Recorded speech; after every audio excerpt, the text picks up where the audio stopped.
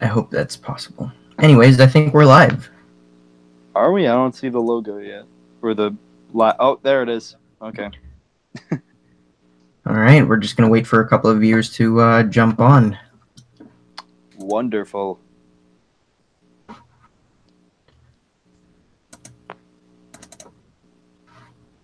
I'm going to be screen sharing the actual video as we break it down, but, you know, you can open up... I don't know if you see it, Stealthabotte, but the screen that I'm sharing right now is actually the... I can see it. I can. Perfect. Strong suggestion, use subtitles. That way, in the event the audio doesn't work for me at least, it might work for them, might not work for me. I can at least read what's going on. Sweet. But also since the director's cut, since this is a lot of Wi-Fi we're taking up here, maybe you can open up the director's cut by yourself and we could play it at the exact same time, and we don't have to worry about lag. That will probably not work. Just because I have a feeling that my tech will not run at the same time as yours, especially since we're already like live streaming across. Makes a lot of sense. countries. Yeah. Got it. But yeah. I think we've got this. Hang on. I'm just gonna check on the general audience and what is going on with the video we have right now. 3 people viewed my story, and that includes you. Fun. Sweet. All right, I've got the chat right here. 44th Studios, what's up? I can't read the chat, so just hi. Actually, I might be able to broadcast the chat just a second. Just give a little bit of space to... I don't know if I can access it on mobile, though. We'll see. You should be able to. But, yeah, we're just going to let people settle in for a little bit.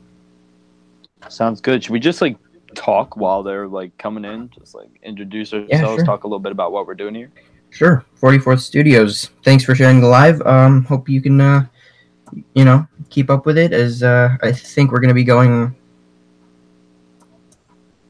for a little bit for like an hour. We're going to be talking about Ant-Man the Black Ant director's cut. So here it's been a long time coming for the director's cut. 2 years after the original one. Today I am joined by none other than Dr. Hank Pym, Stealthabotte. Say hi. Hey everybody, Stealthabotte here. No, I'm not dead. I'm still not back to YouTube, but I'm here, and we're gonna have a good time, hopefully. Yeah.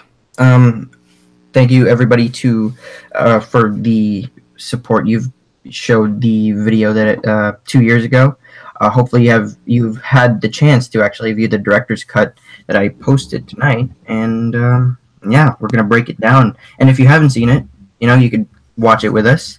Thundercat 123 Studios, what is going on? And if just to get a feel of what we're watching, you might want to catch up on it. I don't mind waiting a little bit for you guys to watch the director's cut clips, but yeah, feel free to we're going to hopefully, once we get like 4 or 5 people joining the stream, we can start the official breakdown or the audio commentary, if you will, of Ant-Man the Black Ant director's cut, because a lot of people have seen it. As far as the views go, 7,000 people. It's quite a lot of people. 7,000 have seen the director's cut?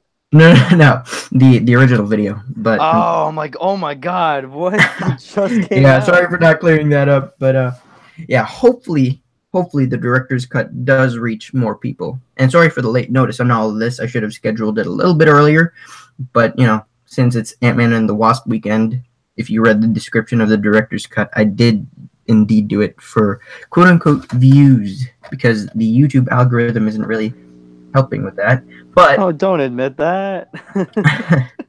hey, Hey, just gotta be honest, especially with this sort of, people Now know you're that. just pandering. Eh, No, it's all good. scraping the bottom of the pan. But, so, hello, 3 people watching right now. We are doing a live stream. I'm here with Stealthabotte. We're doing a Q&A and audio commentary of Ant-Man the Black Ant, Director's Cut. Please do check it out if you haven't yet, and we'll give you some time. But when you get back, we'll be probably in the middle of the breakdown. Worst But case scenario, you just come back and rewatch it when the commentary's all done. yeah, for sure. But that being said, we'll wait for you because we're kind people and 3 people watching. Not that we disregard you, but we're just waiting on other people to join. Out of curiosity, are we gonna plan on maybe doing like a Q&A after this, or are we gonna do a Q&A tomorrow? What's your take on that? We can do both. Whatever feels most convenient for you. I'm game for either. Sure, we can do. I started watching the SM and I got the link for the live immediately joined. I'm gonna watch it now. Sorry for getting the message late. Congratulations, man. That's awesome how you have many views on the original video. Oh, thanks, buddy. I haven't caught up with much of the comments. It's because my Wi-Fi is a little glitchy. And I heard that it has a 30-second delay for me to be able to, fix whatever. That's usually for most streams, it's a 30-second delay or 10-second delay at most because of certain things a video might be going through. And the people in behind the scenes get a chance to either bleep out a curse word or fix or blur something that wasn't supposed to be there. But in that case, welcome. Also, new subscribers, please do hit that notification bell for future videos. I am going to be posting a deleted scene from this director's cut next week. So if you want to be updated with that video, you might want to click that notification bell because notifications are very, very useful, especially with, a lot of subscriptions in your feed.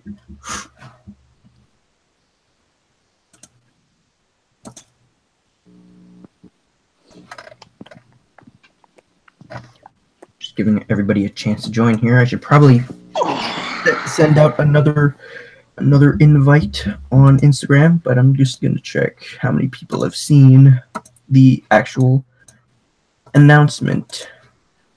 Very few people.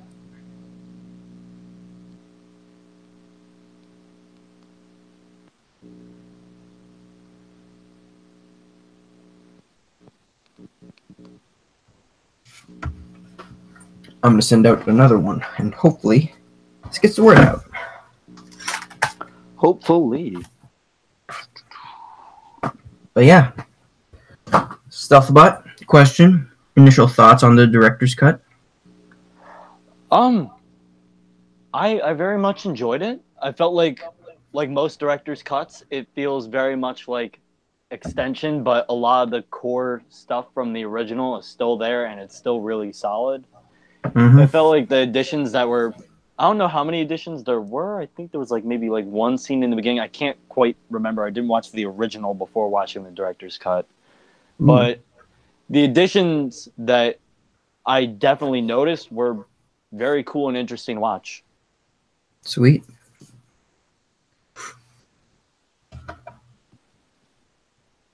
Would you consider the director's cut to be better than the original, or? Oh, yeah. Yeah. Sweet. That's good to know.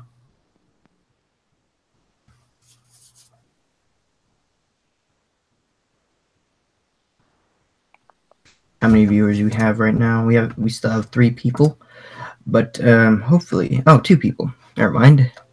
Oh, all right. Sorry, the comments feed is still very delayed on mine. I'll share this now. Thank you so much, Thundercat123.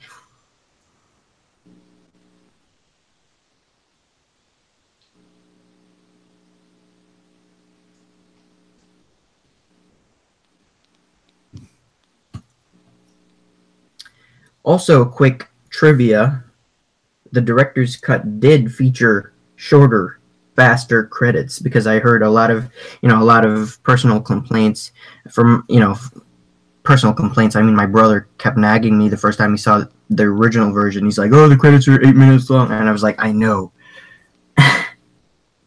Welcome back, Thundercat123 Studios. Thanks for sharing.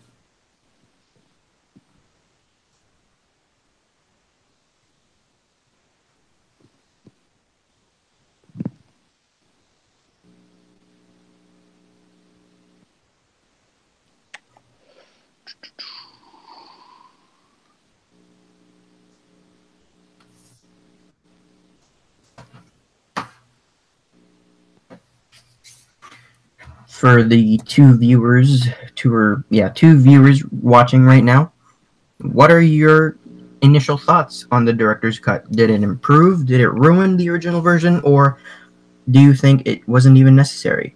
Just post your thoughts and let me know, so I can delete my YouTube account and quit forever and hide in a little cave. No, I'm just kidding. Basically what Stealthabotte should do.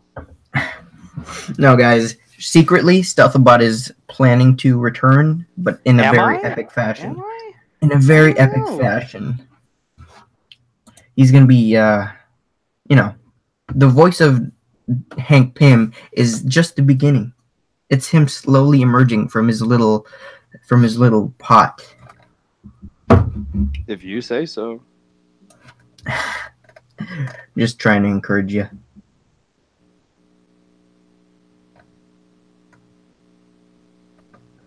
Also, before we get anything started, just want to give a big thanks to everybody who, the cast, the producers, and everyone else who joined the helped with the production of Ant-Man and the Black Ant, be it the original version or the director's cut. You guys are just so spectacular and so very appreciated. You don't even know. I can't even put into words. Like, it's mind blowing how you guys were able to help with this, small project. See what I did there? Because it's Ant-Man. Sorry, that was a terrible joke. Disregard that. But that being said, I still really appreciate you guys. Stealthabotte, you're here. You hear me. I appreciate your help and continue to I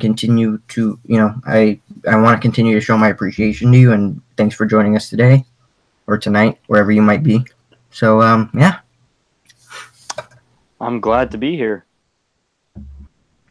Can't wait to hear the commentary on this. Commentary is always interesting, especially with hearing the creators' thoughts on their own work. Also, the director's cut was better than the original. Thundercat123 Studios, thank you so much. You seem very, very intrigued about this, and I appreciate that. I know a very late notice for this live stream may not be the most practical way of sending the word, or, passing the word and spreading the word for everybody who's seen, be it the original version or just seeing this live stream, might be unexpected, and so thanks for bearing with us. I don't know, should we start this breakdown? Give me a sec. I'm working on something. All right. How many viewers do we got right now? We got two viewers. Oh, that's good. 4 likes, 2 viewers. That's good. If I ever do something like this again, I would like to notify everybody as soon as I can before even, oh, hello, 3rd viewer. I would really, really, really, really like to do this in advance, because I do not like alerting people last minute, and I know that was a fault of mine, not preparing anybody. People could be busy on this Thursday night, probably watching Ant-Man and the Wasp, when, you should be watching. Very true.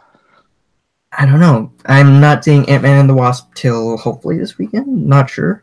But, in all seriousness, just watch the director's cut. I feel like, in my personal opinion, it's kind of better than the original. You might as well just watch the director's cut. I mean, that's what all the Zack Snyder fans did. Yes. And, not to bring DC into this very Marvel conversation, but in fact, I did very much appreciate that. You want to find? Let's go Marvel. The director's cut for Daredevil 2003. No. Have you actually seen that one? Yeah. I thought it Ooh. was a step up. Not great, but it was a step up. Whatever. I just, Ben Affleck should stay as Batman. That we can agree on. Anyways, back to Ant-Man stuff. I wanted to have, I actually wanted to have Giant Man in this, but I didn't have the figure at this point, so I just stuck with the Black Ant being the official Giant Man. Also, I'm not 100% sure if whether or not. Oh yeah, never mind. I was just checking to see if live is still rolling.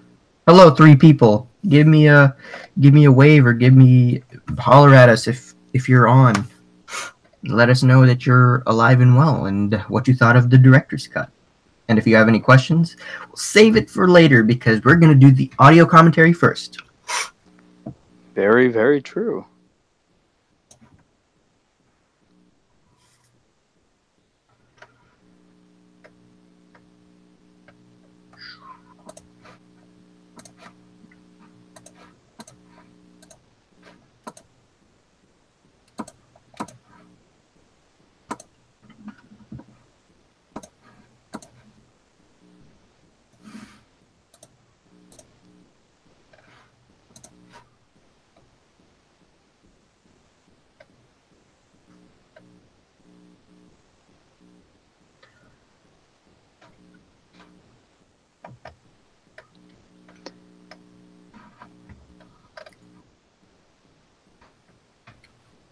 Also, if ready whenever anybody is, just let us know.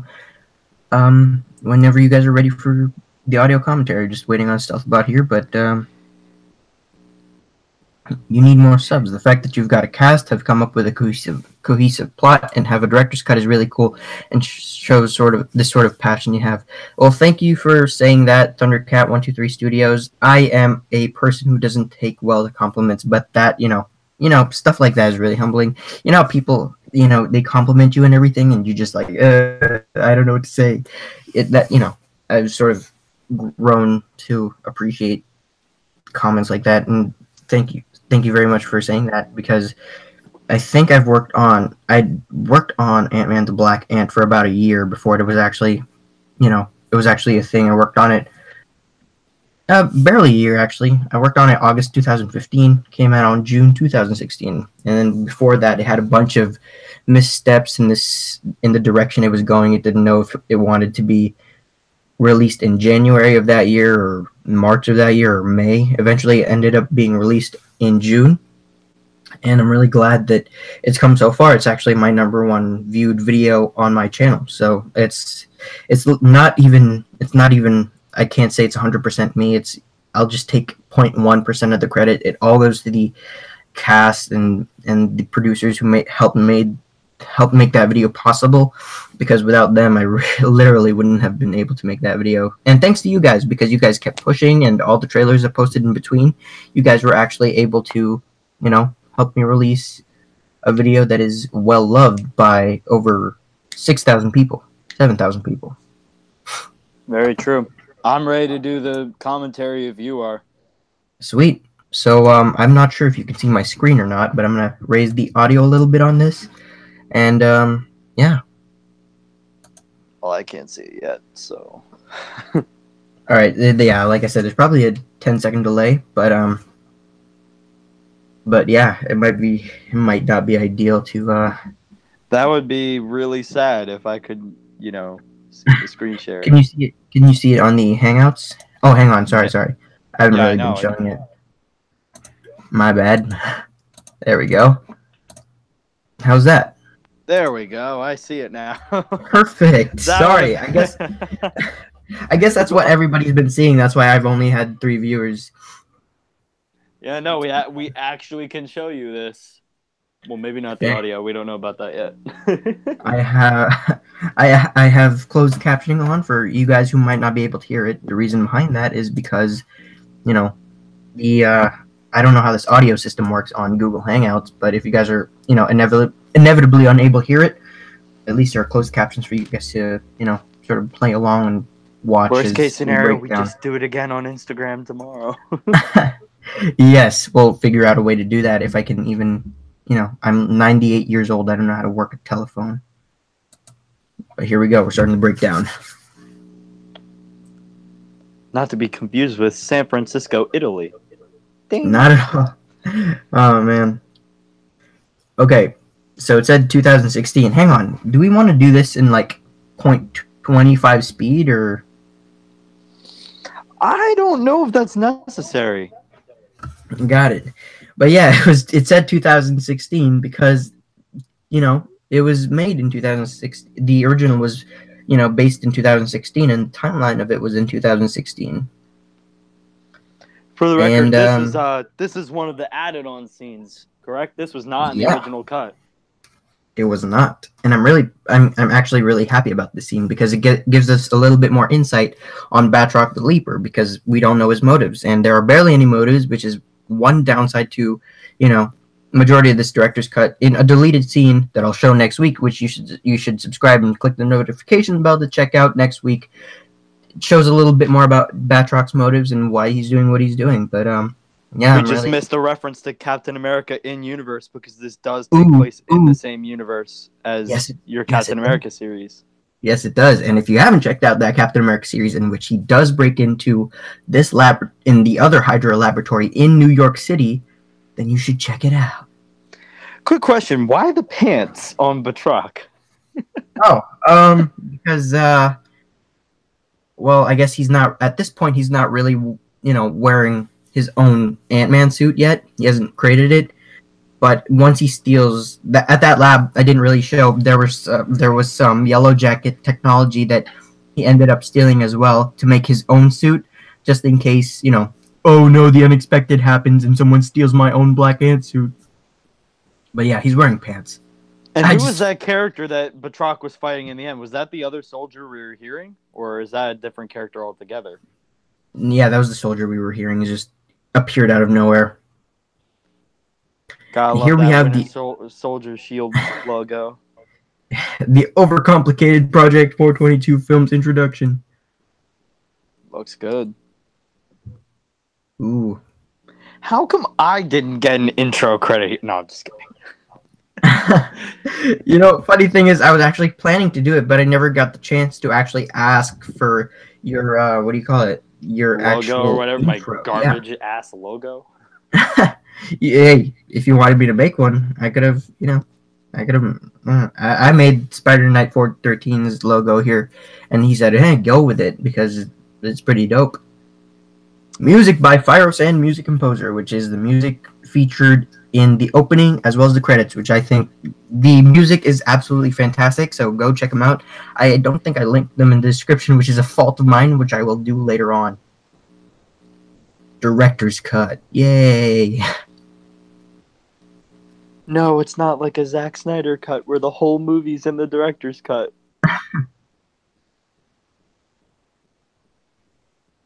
Directed by Daniel Sarmanto, unless you didn't know. Damn, Daniel, back at it again with the director's cut. I'm sorry, I'll leave. There we got the infamous Scott Lang apartment. This is the next day. So what we're hearing right now is actually, for some reason, I wanted to tie in a sort of father and daughter moment, yet it never comes back, which is one of the flaws this video has. I wish I didn't include. I wish I included some more of that, of why he's doing it, why he ends up did being the audio anyway. Where'd the you get audio? That?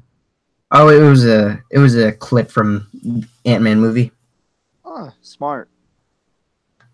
Yeah. Ooh, I remember filming this scene. It was one of the best filming days I've ever had. I love the use of the small Ant-Man figure. It's just really funny. And it's funnier when, you still use that same figure for the other Ant-Man suit, even though it's clearly not the same. But it's fine. Hey, if it ain't broke. Right. Scott! Scott, what the hell are you doing? I also Sorry, go ahead. Clearly, he's doing the stupidest thing possible. But Man, this is one of my favorite. Like, honestly, I'm not to pat myself on the back, but this is really one of the best filming days I've ever done because it's just the best. I just had so much fun filming it too. I was, all alone inside the house, so I could just practically, blast Earth, Wind, and Fire all day, just animating. That's fun. That's good. I love blasting music when I film, which I haven't done for at least a year. Plus, I think on the Twitter account, I actually have a picture of me having iced coffee, which was such a good day. That sounds like a good day. See, what I would do is I'd probably get like for those of you in America, I don't know if they have them anywhere else, but Krispy Kreme donuts. Oh my gosh, that would be fun. Those are so delicious. They are. Okay, just to point out, I think, again, not to pat myself on the back, but I might be the very first YouTuber to actually, or YouTube animator to actually use a foreign language in an animation. Hey. Not bad. I mean, well, maybe this language. Sure. I think there are YouTubers who have done Hispanic videos before. Yeah, I've definitely seen those.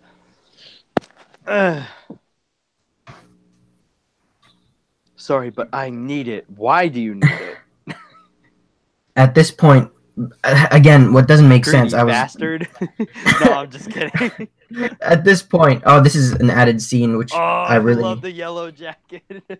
It totally doesn't match, but it's so fun. It's so cute. It'll be explained. Wait, hold on. Can we go back to that shot? Sure. The shot with the Ant-Man, like the poster image. Like. Sure. That's something I definitely want to touch on. Back.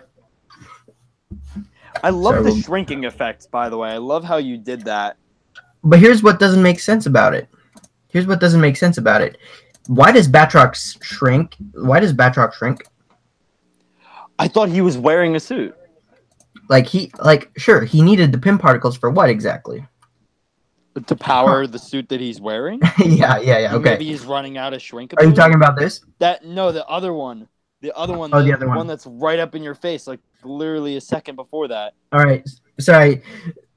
Just to point out, by the way, Batroc does have pin particles because of the old Ant-Man suit, and he just stole it from. It'll be explained in next week's deleted scene. Like I said, that one has major exposition. Maybe you should have thrown that into the director's cut. That's an extra 7 minutes we can't tend to waste on people's short attention spans these days. But hopefully next week that'll solve the problem. Hopefully, I might release it earlier. It's already scheduled, so I have. Maybe you could do the director's cut and just have that scene in it, like another director's cut. Yeah. It's this shot right here. That shot. All right, we'll go back. This shot. Make it that one. Why did you do that? I feel like it was like so clever. Okay, I just to get away from it, I really just couldn't animate the tiny Ant-Man just going up to the camera. This was the next best thing. Why didn't you use the 6-inch? Because he's a little weeny tiny Ant-Man. Because I feel like you could have taken a picture of that figure and maybe shrunk it down. I'm not sure. Yeah. There's so many inconsistencies in this. By the way, because this was just a little, like, when I saw this, I actually had to stop and rewatch it. I'm like, wait a minute, is that what I think it was? Do you approve of it? Well, that's clearly not a Marvel Legends. I mean, look at all the detailing. Clearly not. But hey, there's a new one coming out for the Marvel Legends 10-year anniversary with the Yellow Jacket. So, are you gonna get the Ant-Man and the Wasp one? Oh man, that Call Obsidian wave looks so cool. I'm probably just gonna grab the entire thing. But back to the video. The Possible sequel on the horizon. Yes, see. Get it. You can do foreign languages. All right. Yeah. This is another one of my favorite scenes to film. But these unemployed good Samaritans are like WTF. I love the captions. I suggest strongly that if you go back and watch the director's cut on your own, turn on the captions because he put some pretty funny things in there. By the way, I don't think I missed the opportunity to actually delve into it, but Batroc does indeed have pin particles from the suit he stole in the original, the Black Ant. Even though it was just a cosplay, he still had like the cross tech that he's running out of, so he had to steal it from Hydro Labs. Mm-hmm. More on that next week. Bing. Right now, Scott is sassing me. Oh, I love this. I love this part with the You're breaking off. Oh, that was fun to voice. That was really fun to voice because I basically had no context other than the line itself. So I was just like, all right, I know it's like he gave me the line and he said that it's like supposed to be broken apart, but where and how it was supposed to be broken apart, he didn't really tell me, and I didn't know how the sound effect was going to be. So I kind of just had a lot of fun screwing around with that line in particular. Yeah, the only line I think was like, "What? You're breaking off, Scott. Talk to you later. You can fix it." That's practically it. No, you just gave me the basic line. All the repetition and all the stuff that was there, that was kind of just me screwing around because I didn't know how else to make it sound funny and realistic. But yeah, like honestly, like I have to applaud Stealthabotte for that one because I wouldn't have thought of that. I would have literally just read it off the script, and it worked beautifully. I also love sassing this part, like put the pieces together. Like I feel like I very much channeled Michael Douglas in spirit, even though the voice was a lot more comic or animated TV show inspired. Yeah, like I feel like Scott and Hank's dynamic, be it in the movies or in my animation, I just wanted their dialogue to be like, it's like a father and son relationship, but a son that he's really annoyed of. Like he wants to kill him, but he can't because he's helping him. Like the son that he didn't really want. Kind of. Like he didn't want, but now it's... He wishes it were him, but like it's not him. So it's like, ugh. He made up for it. Will we ever see Hank on screen, or is he just gonna not ever appear? Next week on the deleted scene. Oh, I don't know if that counts as him being. I don't know if that counts as him being on screen, but hey, you can get away with a lot of things. No, they have to find out. Will Hank actually show his face on screen? Sure. Tune into the deleted scene. This was a really fun scene to film as well because, like, all right, I'm just gonna go out on a limb and say this entire thing was so much fun to film. It was frustrating at times because you animators out there probably know the tedious work that goes into it. Be it your figures are falling down, or heck, you leave the camera for 1 second, it's out of battery, and you have to change it. The camera moves. It's annoying. Very true. But then you have like perfect days like this one. It's just incredible. Like the voice actors compliment it too. I really felt that this was a decent experience to like see from like the beginning to the end, even though I wasn't exactly an executive producer on this one. I can speak on experience that the director here, Project 422, he is very, very detailed and very focused on the overall vision for the project, and it clearly shows. He has a very interesting directing style, visual style, and I love the creativity and originality in his work. Thank you. Man, that's humbling. Speaking of, look at this awesome sequence. I'm waiting for my favorite. Oh, I love this moment. Hey, look. Can I ask as to why this moment was in the original cut? Why it was in the original cut? Why was this like?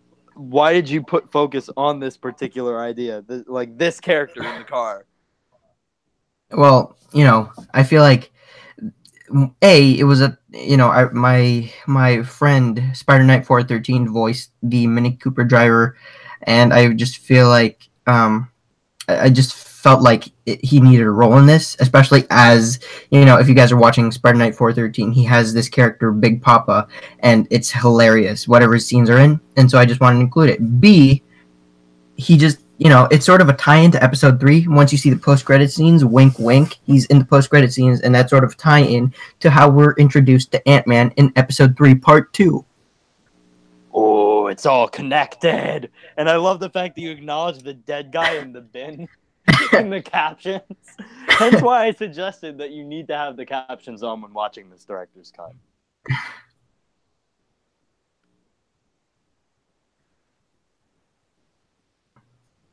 By the way, I don't know if you guys noticed, but every time Batroc shrinks, it's more of a radial blur than the typical Ant-Man shrinks. Batroc only shrinks like Ant-Man once, but all the rest of the times he shrinks with a radial blur, and Ant-Man shrinks as he does in the movie. Was there any particular reason or justification for that creative decision, or did you just do it because editing? You want the funny version or the half-assed version? Give us the funny version. Give us the funny version. The funny version is because he's a bad guy and he doesn't deserve all the extra effort.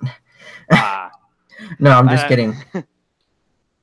I like again, more satirical commentary banter in the captions. Again, it's like a whole nother viewing experience if you have the captions on. We can't. I can't really hear the audio, which is why the captions are really helpful for me right now. But yeah,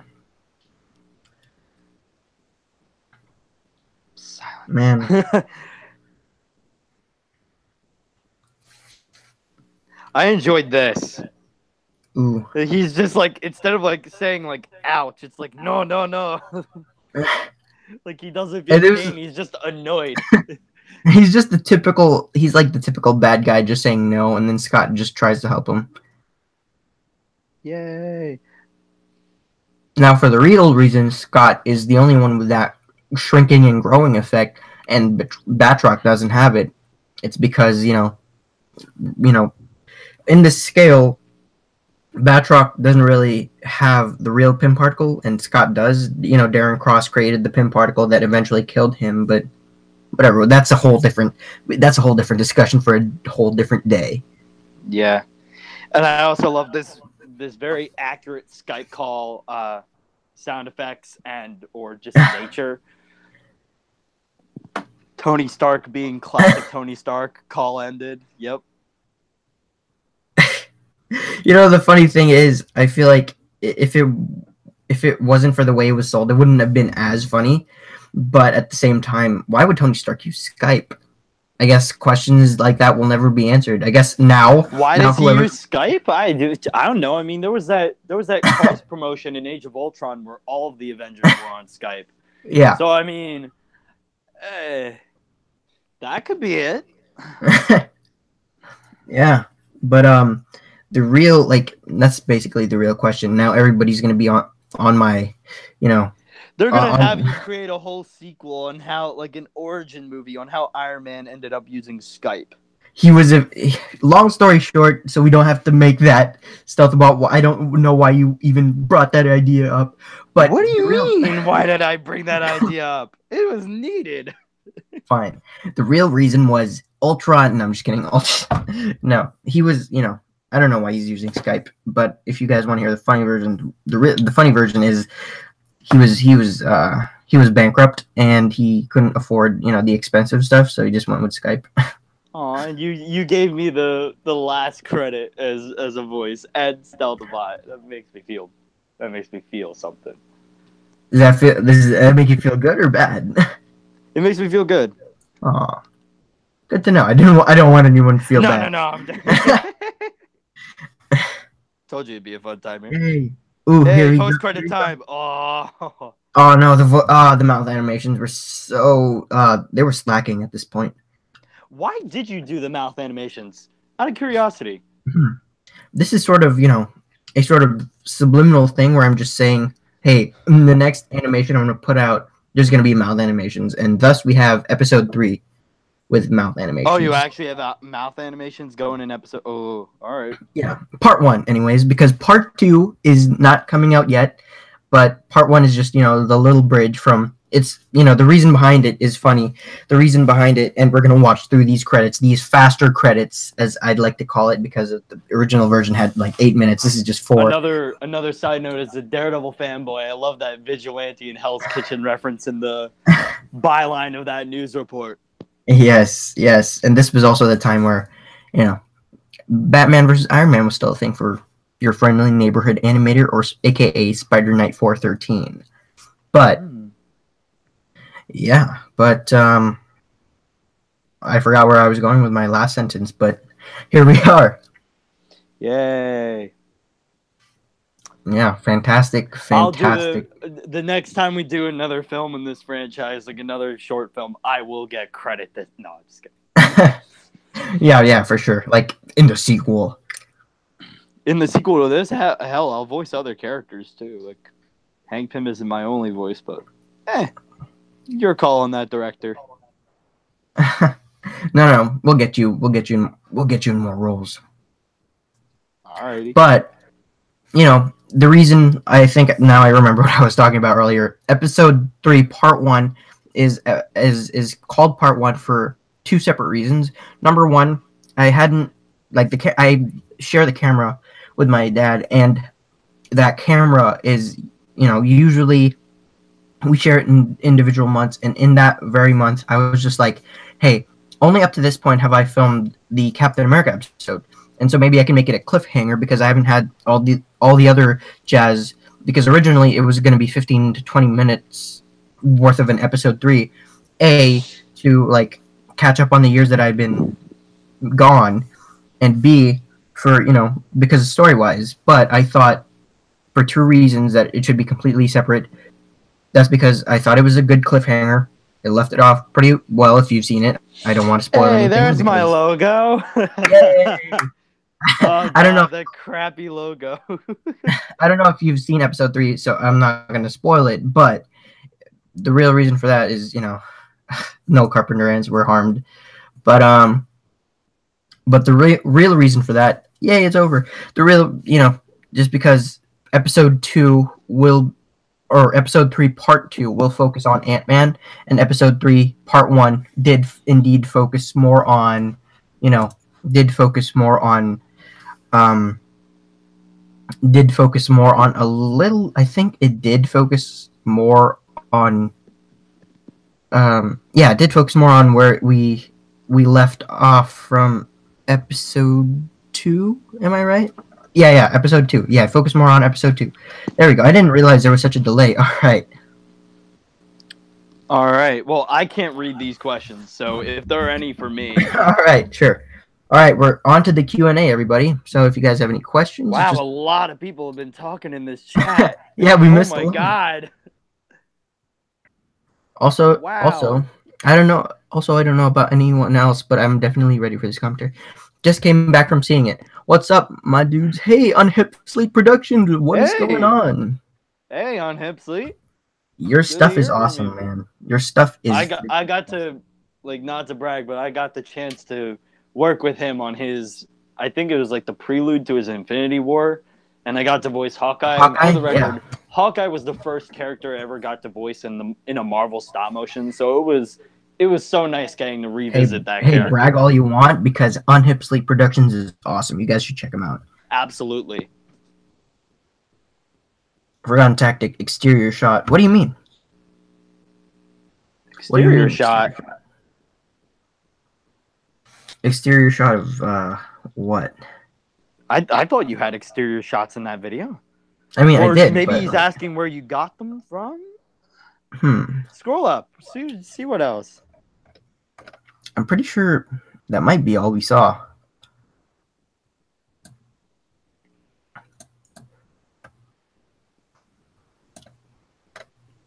For some reason, I can't see. So, in case for the viewers watching right now, any questions you want to ask me or Project 422, shoot them right now. We'll be more than happy to answer them for a little while. Absolutely.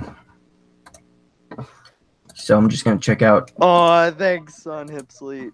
I'm very grateful for the opportunity to voice the character again in a really cool stop motion.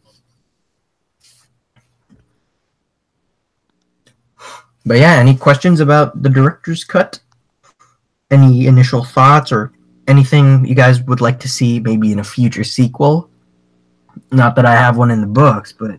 Hank Pym gets shot.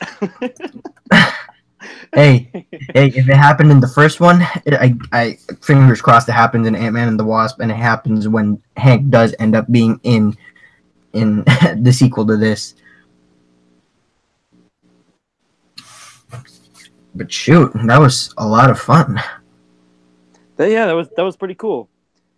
I mean, it would have been cool if we got to hear the audio, but it was still really cool commentary. Thundercat 123 Studios, where did this Ant-Man idea come from? Was it just from hype from the Ant-Man movie, or was it just something you had in mind? That's a really great question. Thank you for that, Thundercat 123. Where did this idea come from? To be honest, it's just the buzz out of, yeah, you're right. It's probably just the hype from the original Ant-Man movie because, 2015, plus the new Ant-Man Black Ant Walgreens exclusive was coming out, so I was just like, hey, maybe I can turn this into a pretty great idea, and thus, this whole screenplay was born, and I went on behindthevoiceactors.com and just hired a bunch of people, and then it was just a lot of fun. And then, yeah, it is. So yeah, to answer your question, it's a bit of both.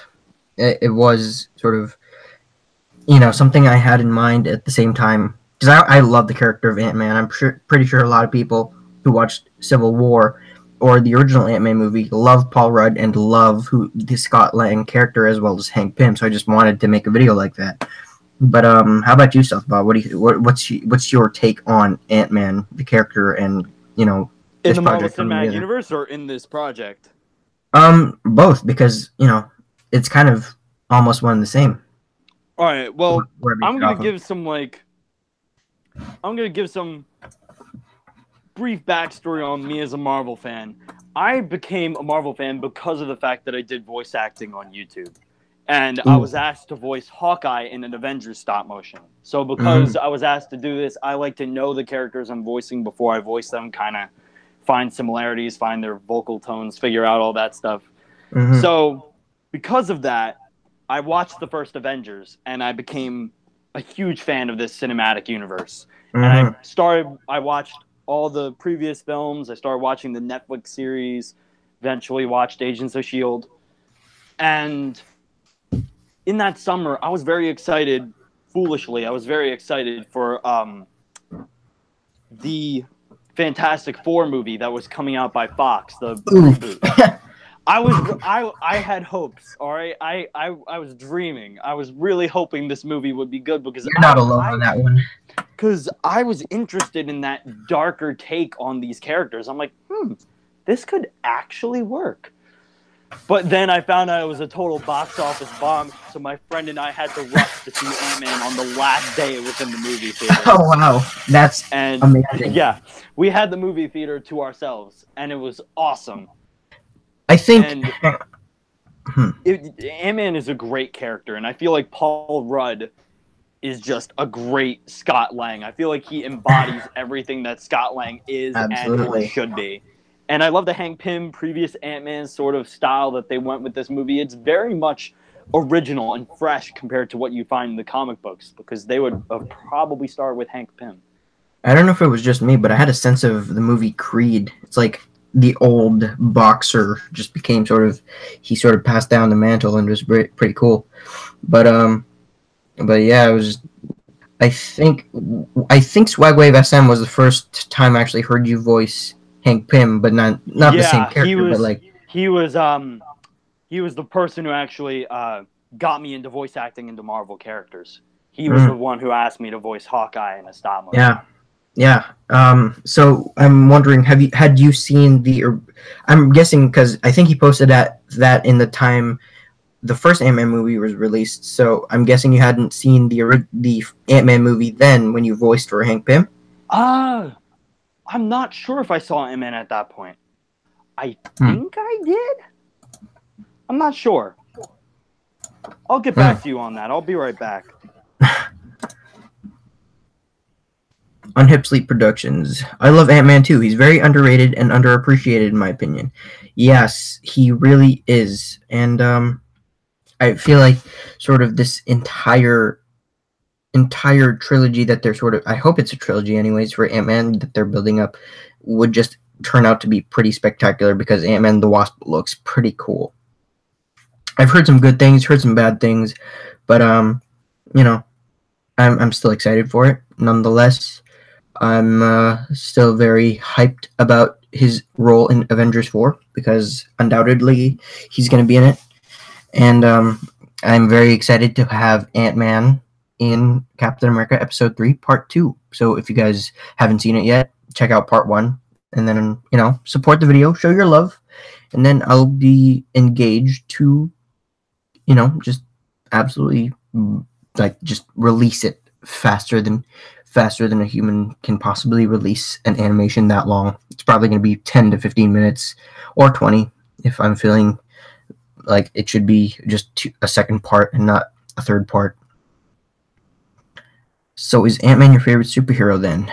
Unhipsley Productions, surprisingly enough, Ant-Man is not my favorite superhero. I mean, I love Ant-Man, but Paul Rudd, I have nothing against the guy, nothing against the Scott Lang character, but he's not my favorite superhero. My favorite superhero is Spider-Man. He always has been and always will be.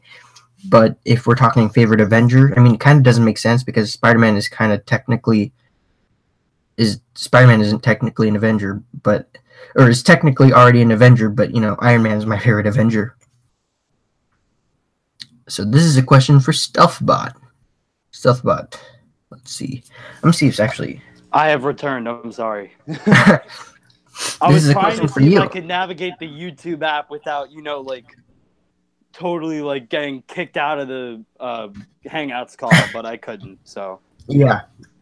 It makes sense, but this is a question for you. I'm not sure if you see this, but it does say, Stealthabotte, you weren't interested in voice acting beforehand. It never slipped past your mind before being asked to voice act. That's from Thundercat. Can you reread that question for me? All right. So it says, Stealthabotte, you weren't interested in voice acting beforehand. It never slipped past your mind before being asked to voice act. No. All right. Let me give a little bit of extra clarification here. Perfect. I was a voice actor prior to voice acting for any Marvel characters on YouTube. When I first came on YouTube, I did Transformers voice acting for Transformers characters, which were excellent. I remember that. So, and usually I don't tend to voice characters for things that I don't know because I feel like I want to do them justice, and the only way to do them justice is to do extensive research and to therefore become a fan of those characters myself. Absolutely. So I didn't really touch other properties unless if I did extensive research on the particular character or on the particular franchise. I wasn't exactly a Marvel or superhero fan prior to being asked to voice act for a character because I didn't see the appeal in them at first because I was under the very, very poor assumption that superhero characters were way too overpowered and were therefore extremely very unrelatable. Cheesy. But very cheesy as well.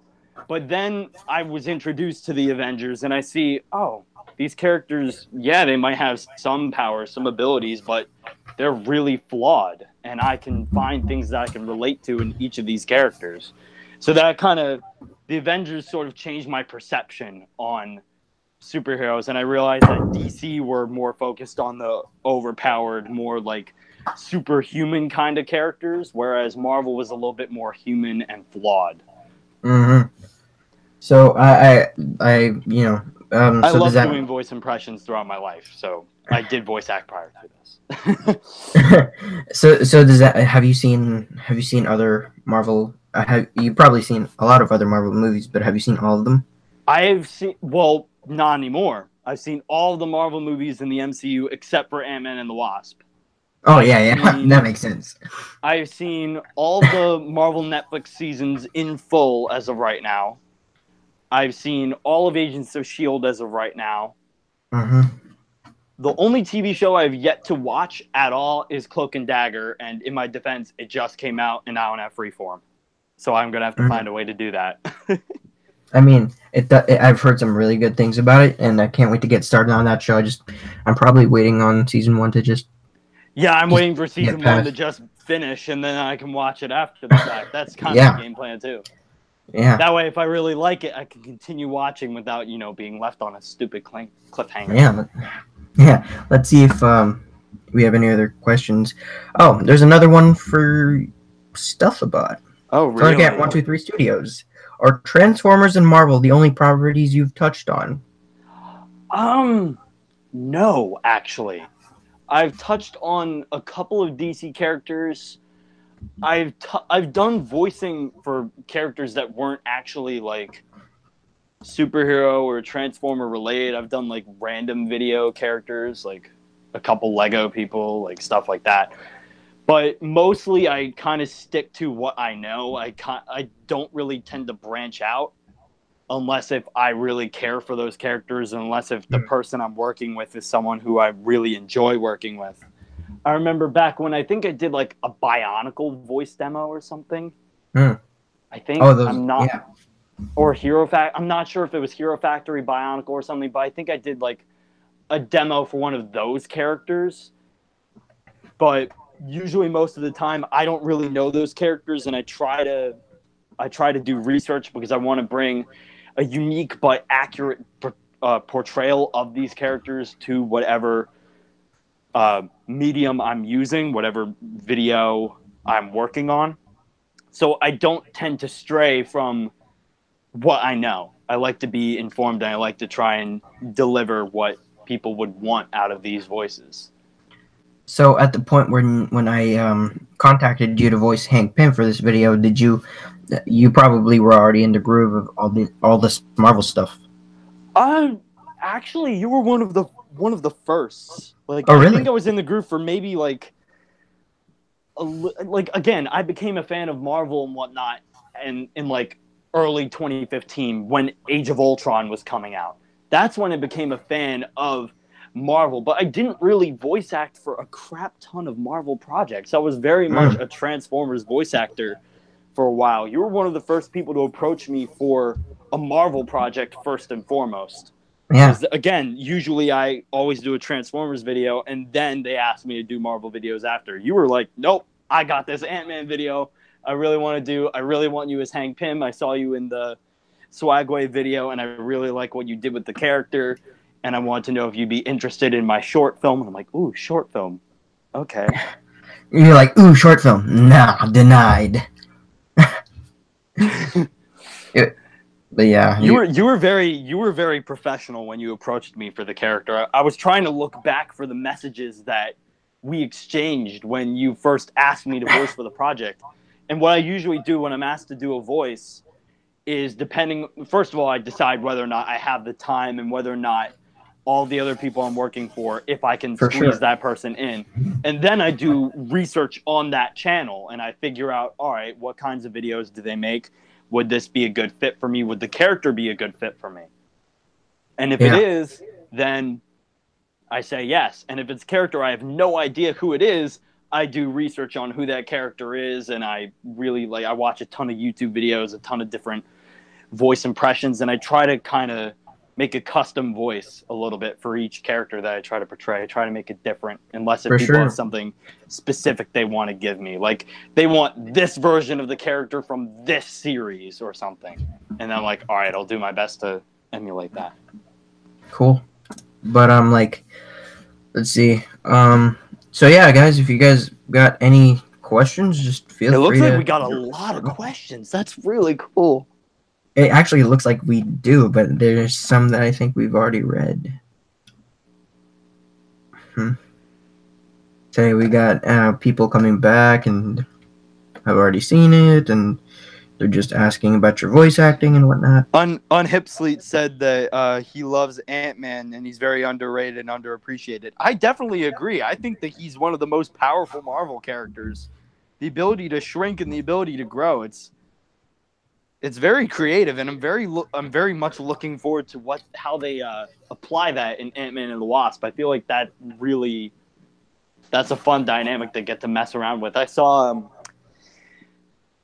it was in the trailers, but there's a scene in which Scott is having problems with his suit, and he grows really big in a really small confined room, and then really small, and it was really funny. And I Man. didn't see that scene in full, but it was like a clip on a talk show or something, I think. It was You just know, on the TV, and I watched it. I'm like, man. that's really funny. I'm really excited for that. You know, it's one of the things that I kind of regret about making this director's cut, because I feel like I had so many missed opportunities to make something absolutely creative with this Ant-Man character. Like, he has such a he's got a huge arsenal of powers that we have yet to discover, and I don't know if it's just me, but I thought it was so clever how people, like, they just, I think it was a meme where Ant-Man shrinks very tiny, goes into Thanos' ear, Yeah, and then yeah, just yeah. grows. Like, Paul Rudd actually reacted to that meme, for the record. yeah, he did. Yes, That he was did. And awesome. he reacted to it, but he didn't. Was that the IGN video you're talking about? Yeah, it was the IGN video. Yeah, And he that was very reacted cool. to it. He reacted to it, but he didn't say anything about it. So, spoilers for Avengers 4? No, I think Iron Man's going to be the one to do it. He's Why going to else shrink would down. Strange save his ass? Spoilers for Avengers Infinity War. Anyways. Oh, shit. We got a Oops. Thundercat 123 Studios, Project 422. What inspired you or made you start a YouTube channel? Or better yet, what inspired you to start doing stop motion? Thank you for that question, Thundercat 123.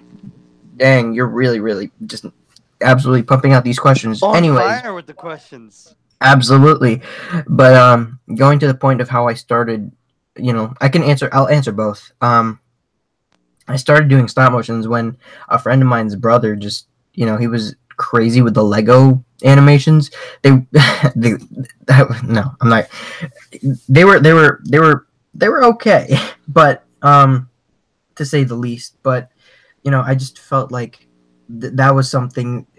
The craft of it was just absolutely magnificent. I felt like making an inanimate object. You feel for an inanimate object. Like, they make movies for this sort of thing. I'm not sure if anybody's seen Isle of Dogs or any other stop motion movie or something like that, or Fantastic Mr. Fox. Is that what it's called? I haven't really caught up with a bunch of stop motion things, but for you to be able to feel and emote with inanimate objects, it doesn't really matter what kind of animation it would be it stop motion animation or heck, be it like Pixar animation or whatnot. I feel like there's always that level of, it's at the end of the day, it's not a human being that you can relate to, yet it makes you feel that way. I don't know if anybody here has seen Up, but that's one movie that impacted me in a way where I really wanted to do this animation thing. Like, stop motions weren't just because of animations, but everything else on top of that.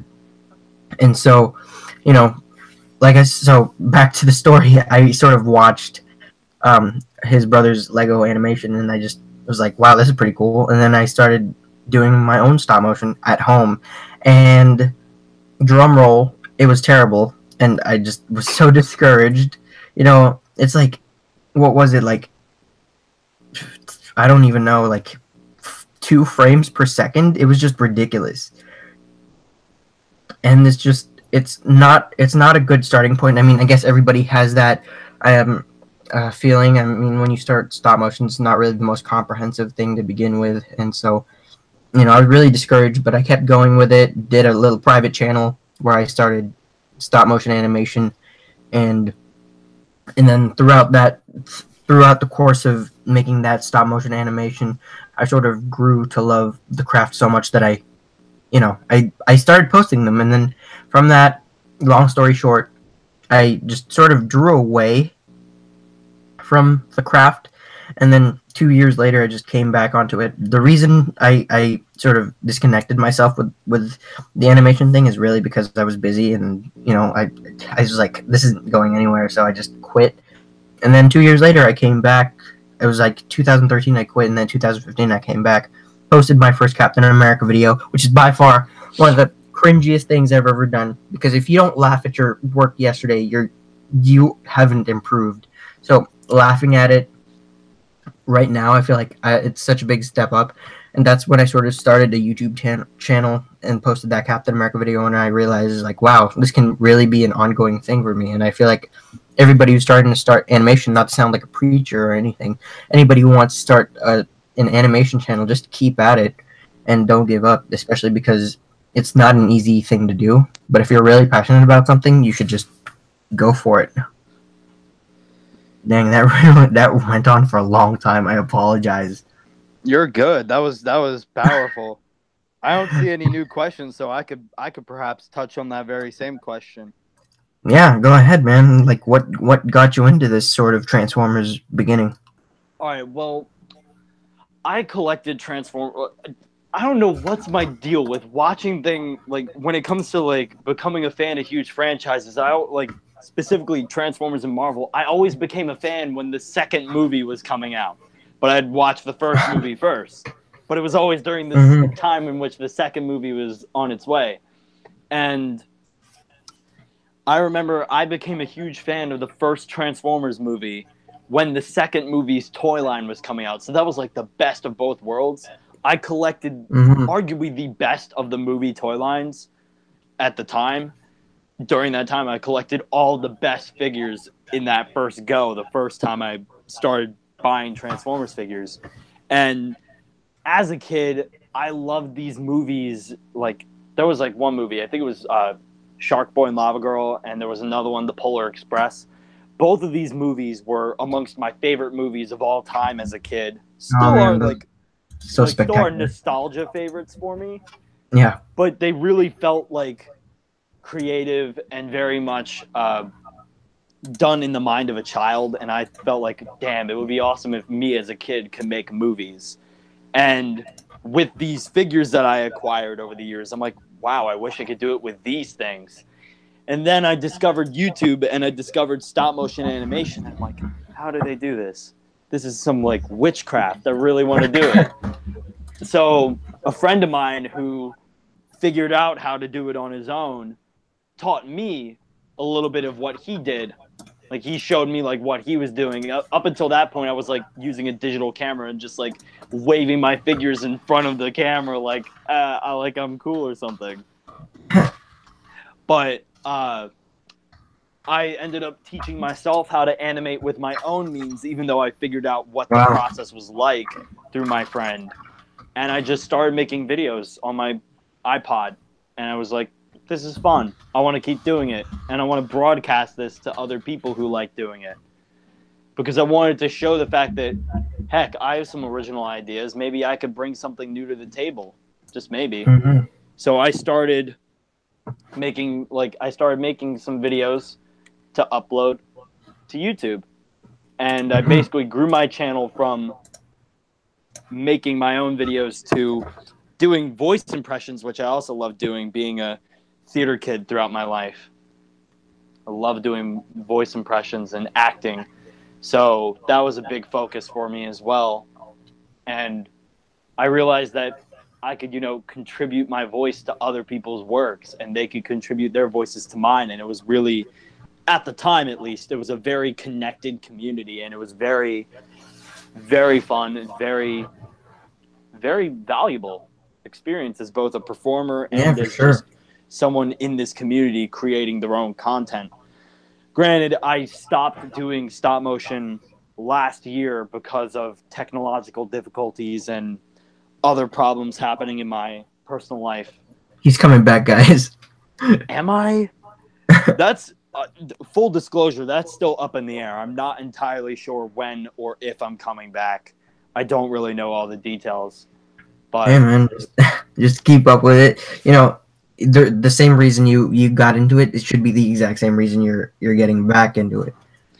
I know, like, I love creating content and whatnot, but when it's really discouraging when you don't exactly have the best means to do it. And I'm very much a perfectionist in my just overall, like, everything I do, my method. I try my best to be original, but be what people would hopefully want to see.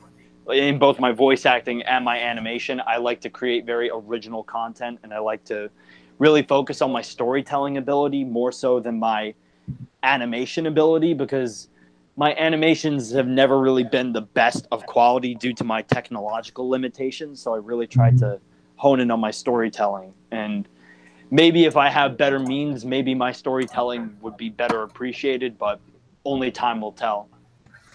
Hey, I gotta say, like, you know, Ant-Man the Black Ant was like some of the lines that Hank actually speaks are not 100% my not 100% what I wrote. It was, you know, improvised by Stealthabotte. Like, I gotta say, like, your writing skills are really, really good. Like, you helped me out with write the deleted scene, which is coming out next week, by the way.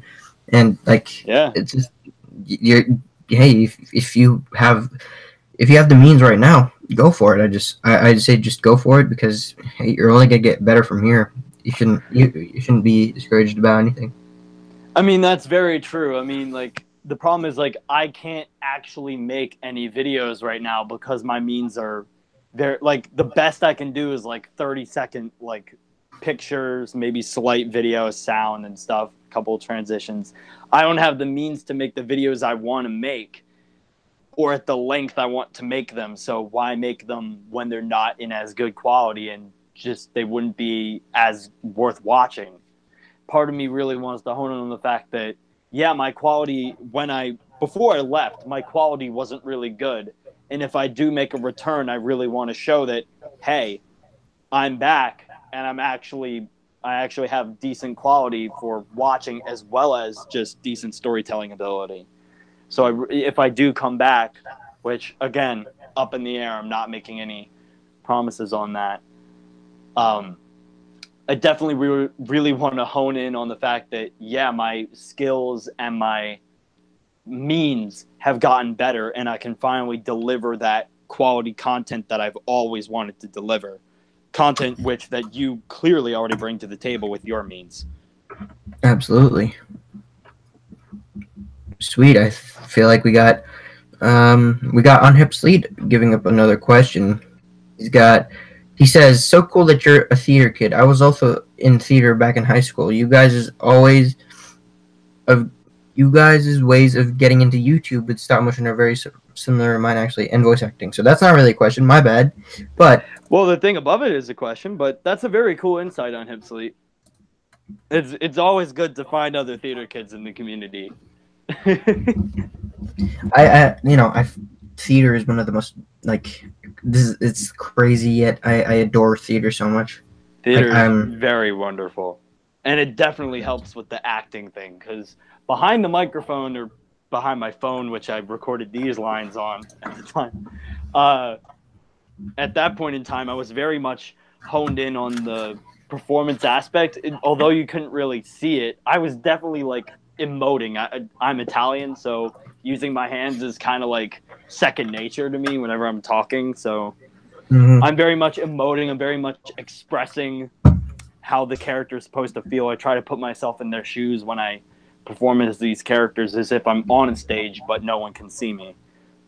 Yeah. And that other question was asking if I voice acted for other media apart from stop motion. And the answer is yes. I've done, well, not really for like online presence, but I have done voice acting, like voice work, like voice impressions and whatnot for stage performances. I have done them for live action video projects that I've done, not on YouTube, but like in my video production classes. There was a time in which I had this amazing, incredible opportunity to study at a news broadcasting station for video and for television and radio journalism. And I actually got the chance to record my own written report. So that's also kind of, I guess you could consider that acting too. Had to get that professional voice going, you know?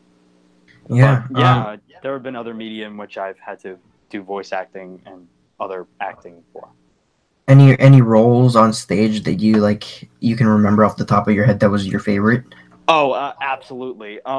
My senior year of high school, I got the opportunity to play Earthworm in James and the Giant Peach, the musical. Oh. Yeah, weird choice.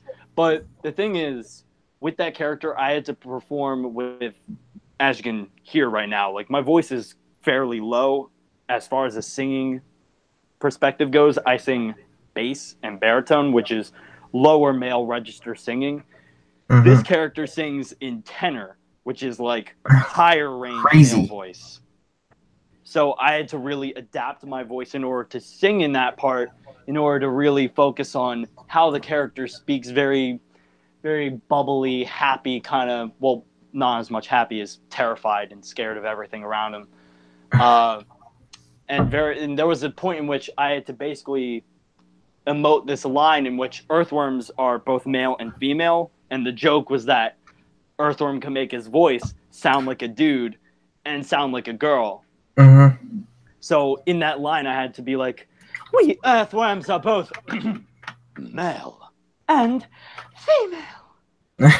So I actually had to do that on stage. I had to muster that voice acting presence on a stage in front of hundreds and hundreds of people. I kid you not. For the next half hour, I'm going to search up footage of that, if any. It's not on YouTube, thankfully. Oh, God, help me if that were. Crap. I've had to do different voices for my on-stage performances. I had to sing as, like, the main sailor in the Little Mermaid's opening scene for another musical. I'm trying to remember other performances which I had different voices. I had to play an old man in a play. And I had to kind of do, like, a voice for that. I once did a Stan Lee impression for a school project where I actually got all the makeup and the fake hair and stuff. Actually, for some reason, I saw that. Was that on your old? That was on my personal YouTube channel. Please do not show that here. I think I saw that on your old Instagram account. Oh, yeah, that was on my old Instagram. But that was also a video I put on an old YouTube channel. Oh, man. If only I had the link. No, I'm just kidding. Yeah, no, thankful. Dude, that would stink.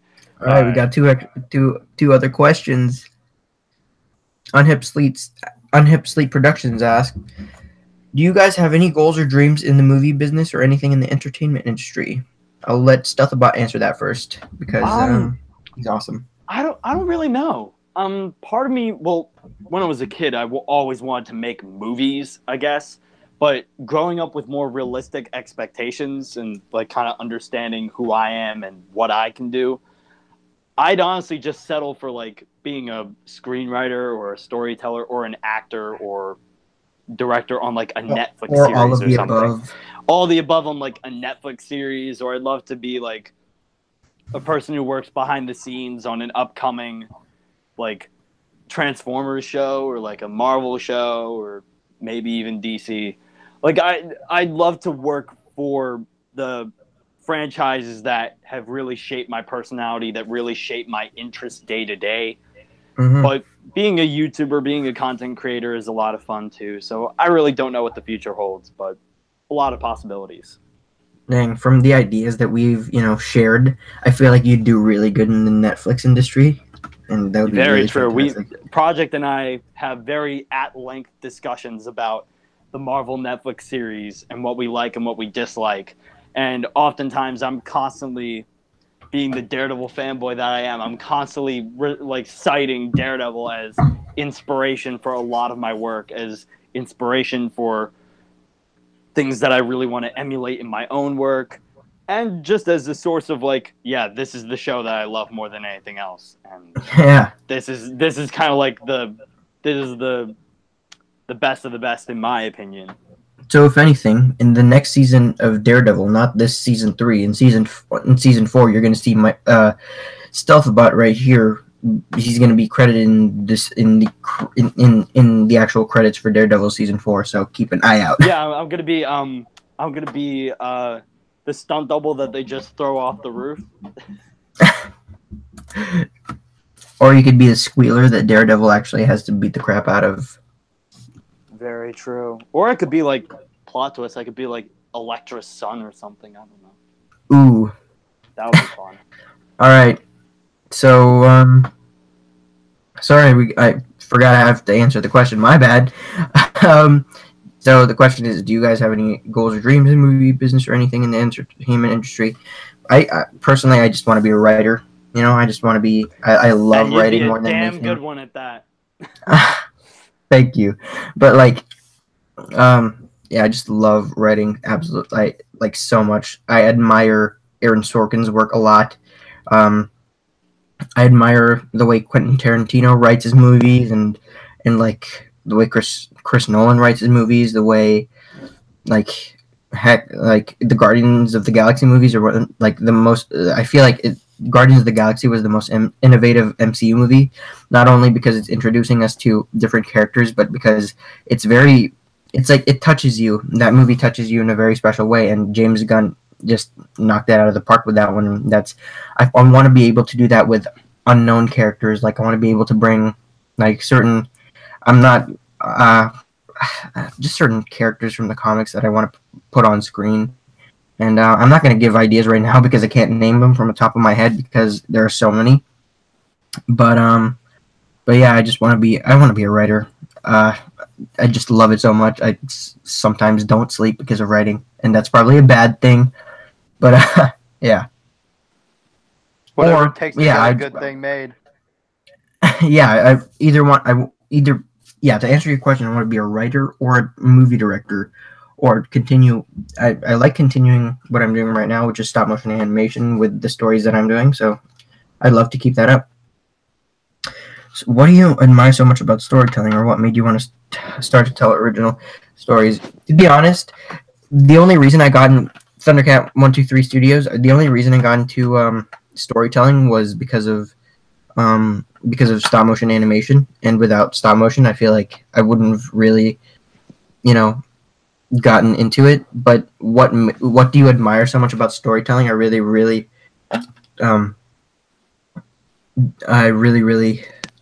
sorry, I just read that other question. What do I admire about storytelling? Thanks for that question. I feel like storytelling is just, you can do it so many ways. You can do it without the use of dialogue. You can do it without you could do it with just music, which I hopefully in the future I'm actually aspiring to make a movie with just music.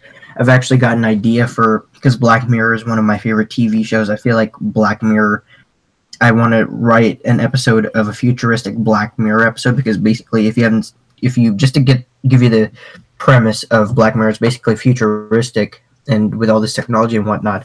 And I want to have a music-driven episode for Black Mirror. And I feel like just no dialogue whatsoever. I want to be able to tell a story, and that's what I love about storytelling. Now, here's a question on that episode. Since you brought that up, would there be lyrics to the music, or would it be all instrumental? Actually, that's a really good question. I guess we'll no. I guess we'll see when you actually make the dance. No, probably with lyrics. I actually have a Sam Smith song in mind, because Black Mirror. Sam Smith is a good choice. Black Mirror is, I think most of the episodes are English, right? I don't know. Yeah, most of the episodes I've seen, most of the episodes are English, and Sam Smith being English, I feel like it would fit a lot in the episode I'm planning. It's a very depressing episode, but I've yet to get down into actually the writing phase of that. But yeah, thanks for that question, Thundercat 123. Unhip sleep production. Sorry, I'm getting to these questions so late. My bad. You don't sleep because of writing, so do you stay up all night writing stuff? To be as much as I regret, or as much as I hate to admit it, yes, I do stay up late just writing stuff. I can, if you don't mind, I want to hop on this one too. Yeah, go ahead. I've stayed up all night writing more than just scripts. I've written like plot lines to entire things that I've never actually pursued. A lot of and this kind of ties into the whole art of storytelling. Mm-hmm. Another one of my passions is writing too, which I kind of got because I liked to perform, but at that stage of my life, I wasn't really good at acting or performing, so I'd just write out stories and do it that way. Mm-hmm. And I feel like I'm not that great with like original characters, I don't think. Like whenever I try to come up with something original, someone else has done it.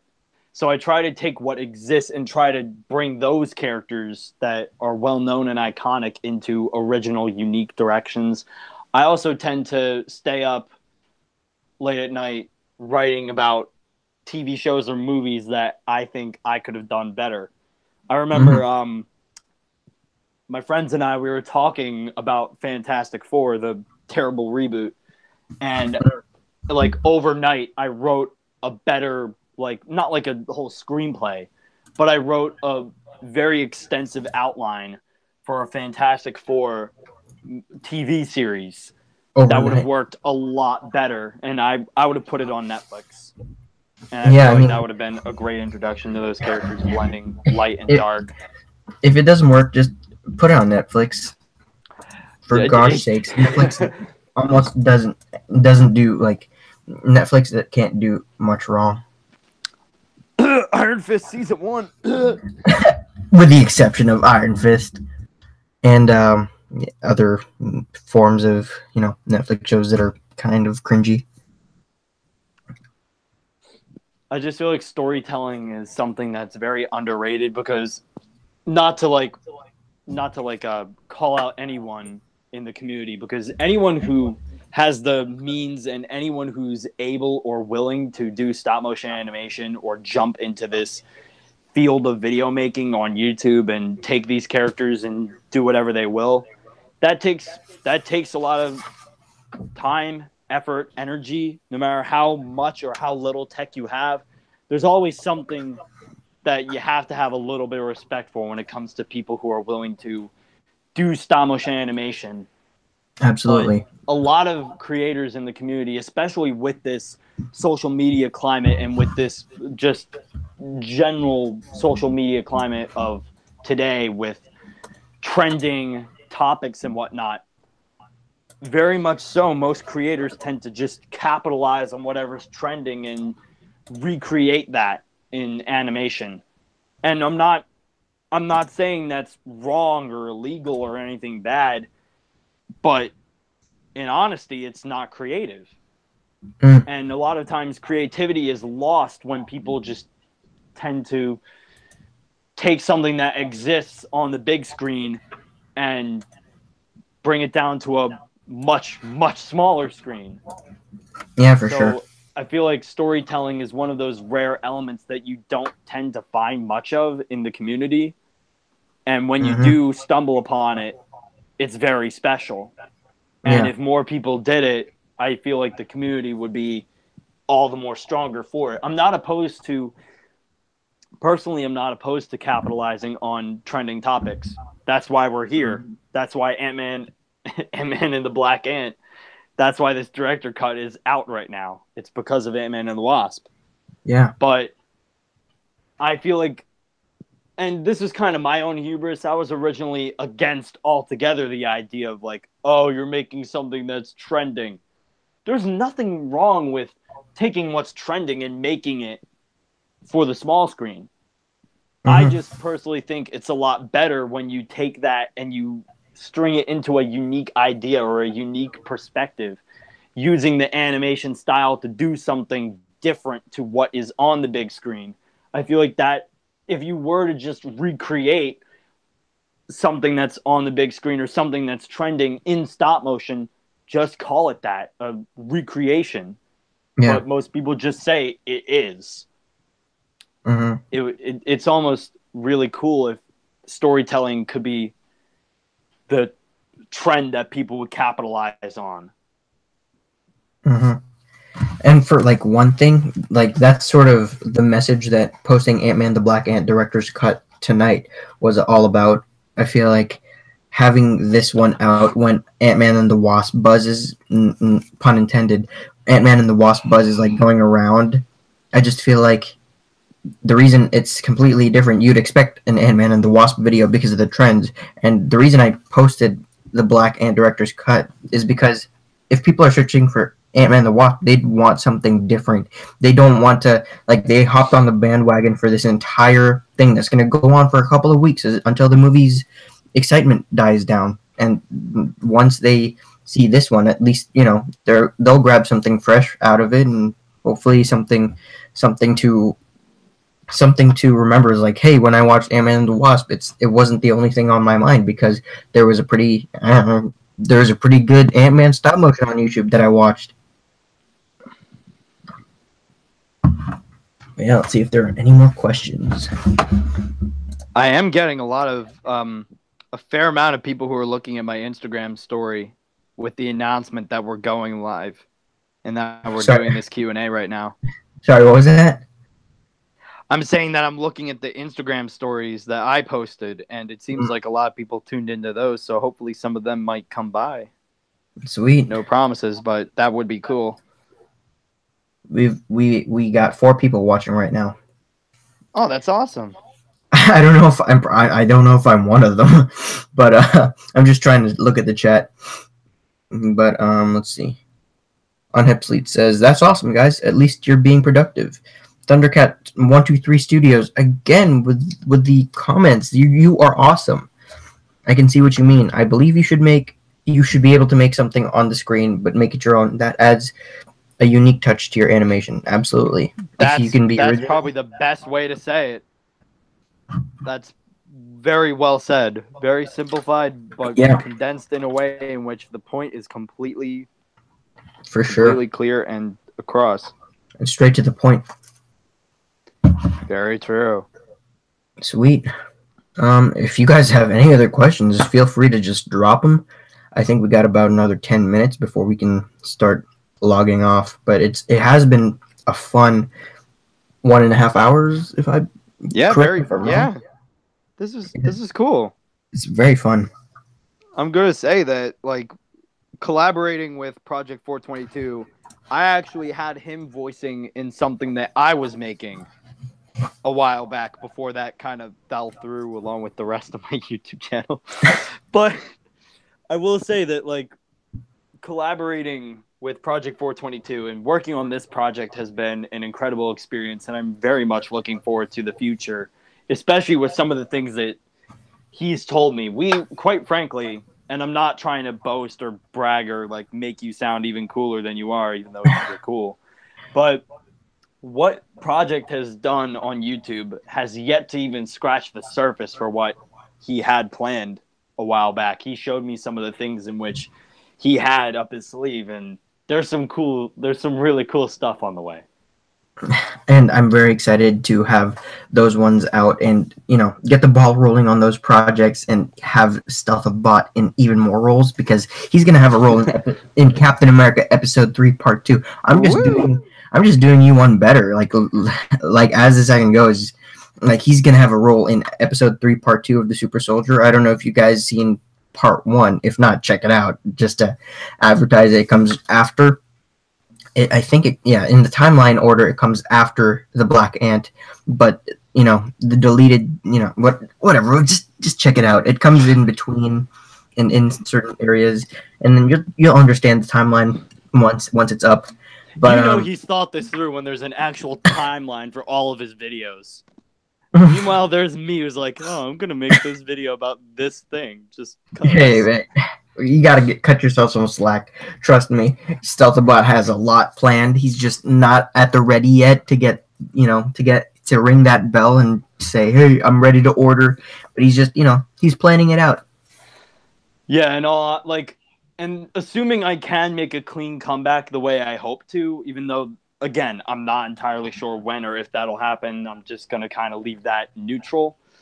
I have been working on things that I do want to bring to YouTube, some unique ideas, I want to continue some things that I kind of left unanswered, some things that have a lot of loose ends have been left on my channel because of the fact that it just kind of abruptly left. There were a lot of ideas that I had there that I'm like, that would be cool. Too bad it's dead. But I would love to, if I'm able to, if I have the means to make more videos, if I have the means to come back, I have plans in mind for what I would want to do if I do come back. So keeping my fingers crossed on that. Which is a very good, If not, I'll just piggyback on everyone else's channels by being a voice actor.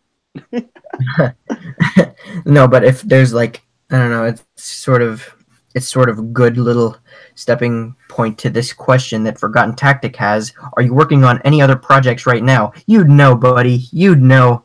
No. I'm not at all. Not like there's a timeline in place or anything. Me? No. I'm not. No, but Forgotten Tactic and I are collaborating in my Batman Under the Dark series. So check out his Instagram page. Of course, he'd be the one to ask the question. So that's why there's that face there.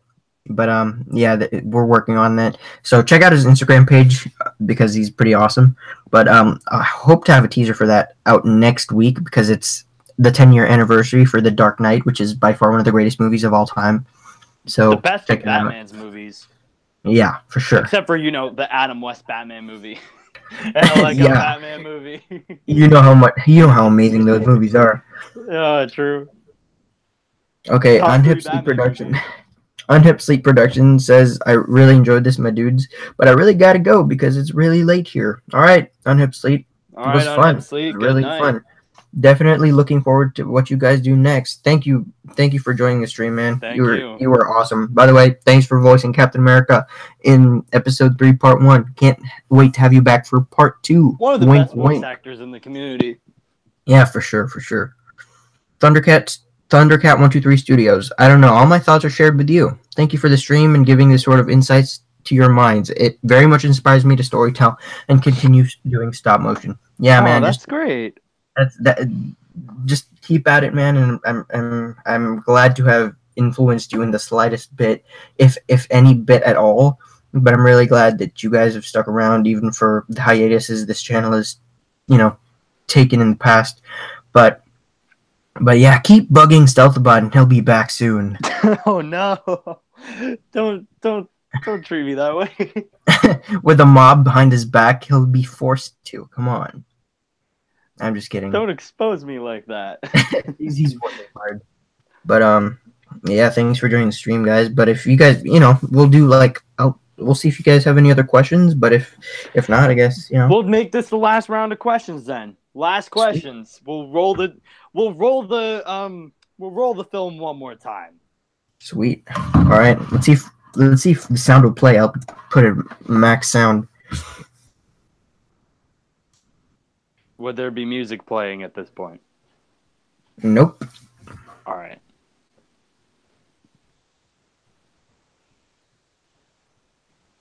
Do you hear that? Nope. Oh, dang. Oh, man. We tried. It's all good. But yeah, by far sealing the deal and tying the knot on this little project. Get it? Because Ant-Man. You got jokes. No, all right, but sure. One joke that I did cut out of the director's cut was he's a big man with a small heart, but I feel like the reason I took it out was it was completely out of context for one scene. But as for the theme of this entire project altogether, that's really what's behind all of this. Not to become a little, I'm not one to hop on a soapbox, but Stealthabotte, without your help, this project wouldn't have gotten its feet off the ground. And I'm more than sure you would have done this. I feel like this project was inevitable. Not at all. Like no one. I feel like no one could have portrayed Hank Pym in the way you did. But I appreciate that. Full disclosure, I didn't feel like Hank Pym was even like one of my best characters. Because it's a very simple voice to do, with the exception of like the nasal kind of quality, like Scott. You need to get to work. But yeah, I don't think this project would have been up in the air, and I don't think this would have gone anywhere if it weren't for the amazing voice actors and the amazing the voice talent and the producers behind this, and tying the knot, like I said, for this one is just I don't know if it's sad or exciting to open up new doors for the future, but this definitely was. I definitely think this is a positive thing we're looking at here, because this project, this director's cut, has been in the work since the video came out. You kind of approached me not that long after it was released, saying, "Hey, I might do a remastered edition," and I'm like, "Really?" And that was also, I remember, it was also the time you were going to do one for Rebels, and it was just I was, and in your defense for already you're doing that's still up in the air. In your defense, I was doing it too. I'm not exactly the best role model here. I mean, you know, just still, it was just such a fun project to work on, and you know, just having you guys just watch it and appreciate the work. I mean, 7,000 people. You sure there are people with millions of views, and there are videos with billions of views, but still, 7,000 people is a lot of people. I mean, that's probably just me clicking the refresh button, but let's not tell anybody that. It was But both still. of us, definitely. I rewatched it at least a few times. But yeah, like in like defiantly, still, like no, I can't. Words can't even put in, like, I can't even express what I'm feeling about like the love and support this video has gotten, and the director's cut was even more fun to work on, even though, you know, I already had the video from the original version, but it's just, And you know, even though like he cut my scene, no, I'm just kidding. I'm kidding. shade. Okay, okay, so we have another question from Thundercat123 Studios. He says, Stealthabotte, have you ever worked with Orbital Bacon? Yes, I have worked with Orbital Bacon. The first time we worked together was Swagwave SM's Transformers Prime Legacy. And there was a time in which I was doing voices for Orbital Bacon and he was doing voices for me. But it's been a long time since I've actually gotten the chance to voice with Orbital Bacon and Swagwave SM. I would always love the chance to be welcomed back, but I've gotten no word from either of them. I think they've moved on from me. Yeah, and they left this. Don't take this the wrong way, but they left you with me, and that makes my videos like the best. Like, I couldn't ask for any other voice actor to be a part of this. Like, heck, this live stream or anything else. Stealthabotte, like, there's nothing better than Stealthabotte. Oh no, that is a lie. That is a dead right not for lie. not for a video with over 7,000 views. No. There are. I gotta give credit to Orbital Bacon and Swagwave SM and other creators in that line. They've done some fantastic work, but they've had some fantastic resources to work with, which is why their work is so high quality and so wonderful. Yeah, definitely. To see, I'm just grateful that I had a spot with any creators at all in this community, and I'm very grateful to be working with you because you have some very original, unique ideas, and you have some really good means of making them work. Even though they might not be the most ideal, you have some really, really cool stuff. Taking some time, but yeah. Everyone's a work in progress. For sure. And yeah, I'm just so excited for where this director's cut is going to go. Again, sorry for advertising it. Director's cut deleted scene is coming next week. Yeah, very true. We have that director's cut deleted scene. We're going to make a director the Stealthabotte cut. That's what we're going to do. That's up in the air. That's already cooking. That's coming out with Ant-Man 3. We promise. No, just kidding. Yeah, for sure. Oh, Ant-Man 3 doesn't happen. Well.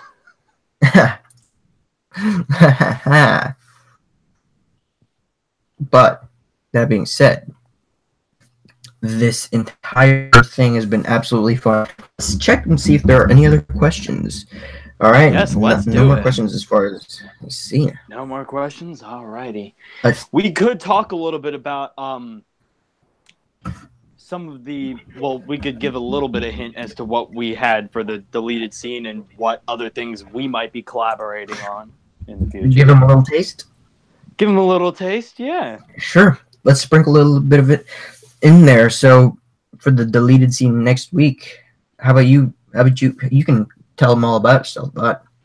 So I'm gonna actually like go back and try to find this scene, like the dialogue that I worked on at least. For sure. I'm not gonna read it, but I want to find it because I want to. By looking at that, I can better describe what the scene is. Because this is a combination of fan service and exposition to better explain some of what happens in the director's cut and the original cut. And it also it's like funny kind of teasing other things that could potentially happen that we may or may not see coming down the timeline that Project 422 has planned, because he's basically the Kevin Feige of his own YouTube. Oh man, I can't, like, I'm trying to get there.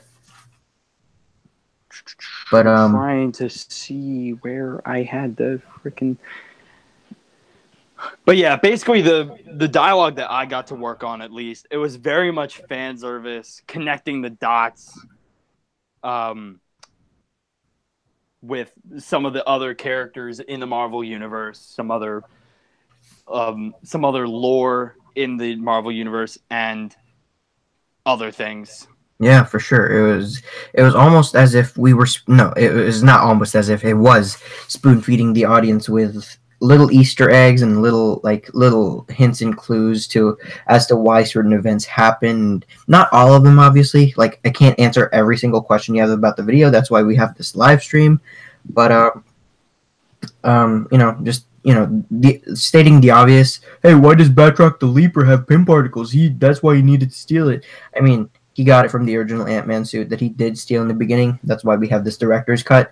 But what I didn't showcase in the original cut was, what I didn't showcase in the director's cut was in that opening scene with Batroc, he was indeed stealing some Yellow Jacket stuff. So that'll be explained in next week's video. So if you guys just like the director's cut, and maybe we'll get it out next week. Not Saturday, because I have it scheduled for the Saturday of next week, but we can't have it scheduled for this Saturday. So just keep up those liking and commenting and sharing and subscribing, and we'll have that out as soon as possible, hopefully. But yeah, perhaps we could. Let's see if we have any more questions. Sure. All right. Nothing yet. Oh wait. Ooh. Have you heard of DG? Forgotten Tactic said, "Let's hear it." What would you like to hear, Forgotten Tactic? And then Thundercat Studios says, "Have you heard of DGDX animation? If so, I wanted to say that the way you film reminds me of how he films. The way Stealthabotte films, or the way I film? Because undoubtedly Stealthabotte films really, really well. So it could easily no, I be don't. him. That is a lie. I'm not lying. It's really, really good. I think he's talking more so about you than about me, because we are watching your director's cut. True, but still, we can talk about how we do our videos for a little while, since we have some time to kill while we let the director's cut play. We could talk a little bit about our video making process. It's even highlighted the way Project 422 films. Well, thank you for saying that. I really like the way DGDX animation does his work. I mean, I heard, if you've kept up with his Instagram post, he is uploading a new video this Friday, which is, I think, related with the Christopher Reeve Superman. So I'm pretty excited about that. But yeah, he's kind of one of the first. I'm pretty sure it's the first animator everybody's seen. Like, I saw his Spider-Man video with a Hot Toys figure. I feel like that's kind of what got me into it. Again, I didn't start with Marvel or DC characters when I joined this community, so I didn't see their videos first. I saw a lot of Transformers animation first. Mm. By the way, and before I was an animator, I was a watcher. I was a fan. Mm-hmm. So speaking from a fan standpoint, I don't think stepping off topic from this Black Ant stuff, what do you think about the Bumblebee stuff? The Bumblebee movie? Yeah. Oh. You just see all my I've done a lot of discussions with some of my other friends who are in the Transformers side of the community of just YouTube and whatnot. And I'm oftentimes the cynical critic that they go to for negatives and for people who have a level head when approaching the Transformers cinematic universe. Especially when that's what used to be. Ugh. Oh man. I'll say this. I feel like Bumblebee, from a marketing standpoint, he's the right character to go with. It's a good place to start when it comes to sort of rebooting the Transformers universe. And a lot of people are calling this the Knightverse because of Travis Knight, who is actually a stop motion animator. He did Oh, Kubo wow. and the Two Strings. Oh, wow. I have yet to see that movie, but I've seen, like, incredibly... He was the director of that movie. So I have Wow. I have mad respect for this director. So I definitely think it's in good hands.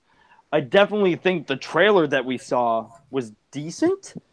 It very much feels like it kind of touches back to what we loved about the first movie, very heartfelt, nostalgic.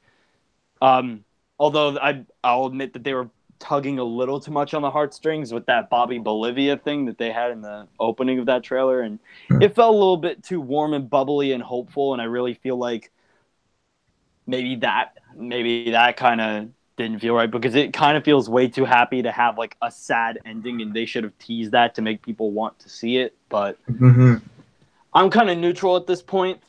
I think it'll be good, hopefully. I don't know. I'm kind of not getting my hopes up for it, because if it fails, the whole Transformers cinematic universe is just done. Screwed. Gone. Yeah. Like Transformers 5 was a train wreck that I absolutely hated with all of my being, and I made sure that I let every one of my Transformers friends know that. So like, yeah. let's see. I feel like going to your point where most of like what the Bumblebee movie is showing is like hopeful. I feel like that's the exact opposite of what previous Transformers movies have tried to touch on. Like they're always like our planet is dying and one of us is losing. Here's the thing. I think that Michael Bay is a great visionary director, but that's it. Visionary director. And I feel like Zack Snyder is also a great visionary director. I don't think that they know how really to navigate a good story, or they just don't care enough to really explore the story or characters in enough of a sense. Like, it's not completely substantial in the way that they explore characters. It's like they kind of go a little bit. Michael Bay doesn't really at all. Zach tried, but yeah, I feel like the visionary director is the definite emphasis on Michael Bay in the previous Transformers films. That's what they were focused on, except for the first movie, which kind of had a lot of heart. But that felt like action, thrill, heart pumping. It didn't feel like, oh, this is so cute. Like, oh, this is going to be heartwarming and wonderful. If I wanted that, I would just watch The Iron Giant. Yeah. So, would you like to direct and write a Transformers movie one day? Possibly. I would much rather direct a Transformers show. Because, again, you and I have talked about this in depth, but I feel like when it comes to TV shows and movies, I feel like movies are overrated and television shows are underrated. And I feel like the television shows, you have more time to invest in these characters, more time to spend with these characters, more time to really see them grow, see them experience different things. It's a lot more immersive, a lot more, I don't know, it's just a lot more valuable when it comes to a storyteller and what they can do. With a movie, you have a limited amount of time you can really work with, and you have a constrained time to film in. You have like a limited amount of time you can film stuff in. You have to kind of jump all over the place. With an episode, you can kind of go one step at a time and really flesh out everything. Cool. We got a comment from Thundercat again. Thundercat, you are the MVP of this live stream. I like all of the Transformers movies, although I see the flaws in them. The Bumblebee movie confuses me because it seems like a soft reboot, because certain events and plot points are the same, but others are different. Yeah, I definitely understand where you're coming from. It's definitely, I'm pretty confident it's a soft reboot. Here's the thing about the Transformers movies. They kind of didn't really establish where Bumblebee came from in the first movie. It was kind of left open-ended. He kind of just shows up in the first movie. And a lot of us Transformers fans really look to other sources to really figure out what the heck was happening and how he got there. And in the comics and in the video games, which I was very in touch with the video games, Bumblebee was just sent to Earth first, but it was in 2007-ish time. Yeah.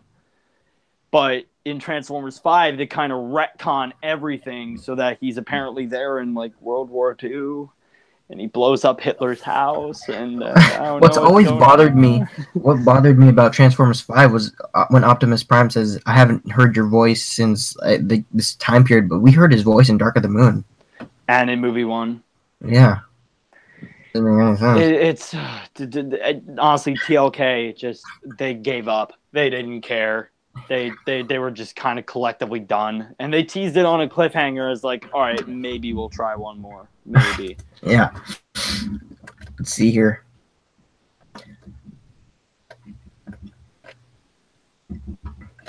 But yeah, going back to the point of if Stealthabotte and I are working on future videos, he is set to the next thing he's going to be a part of in on my channel is going to be Captain America Episode 3 Part 2, and he's there as a, should I say it? Yeah.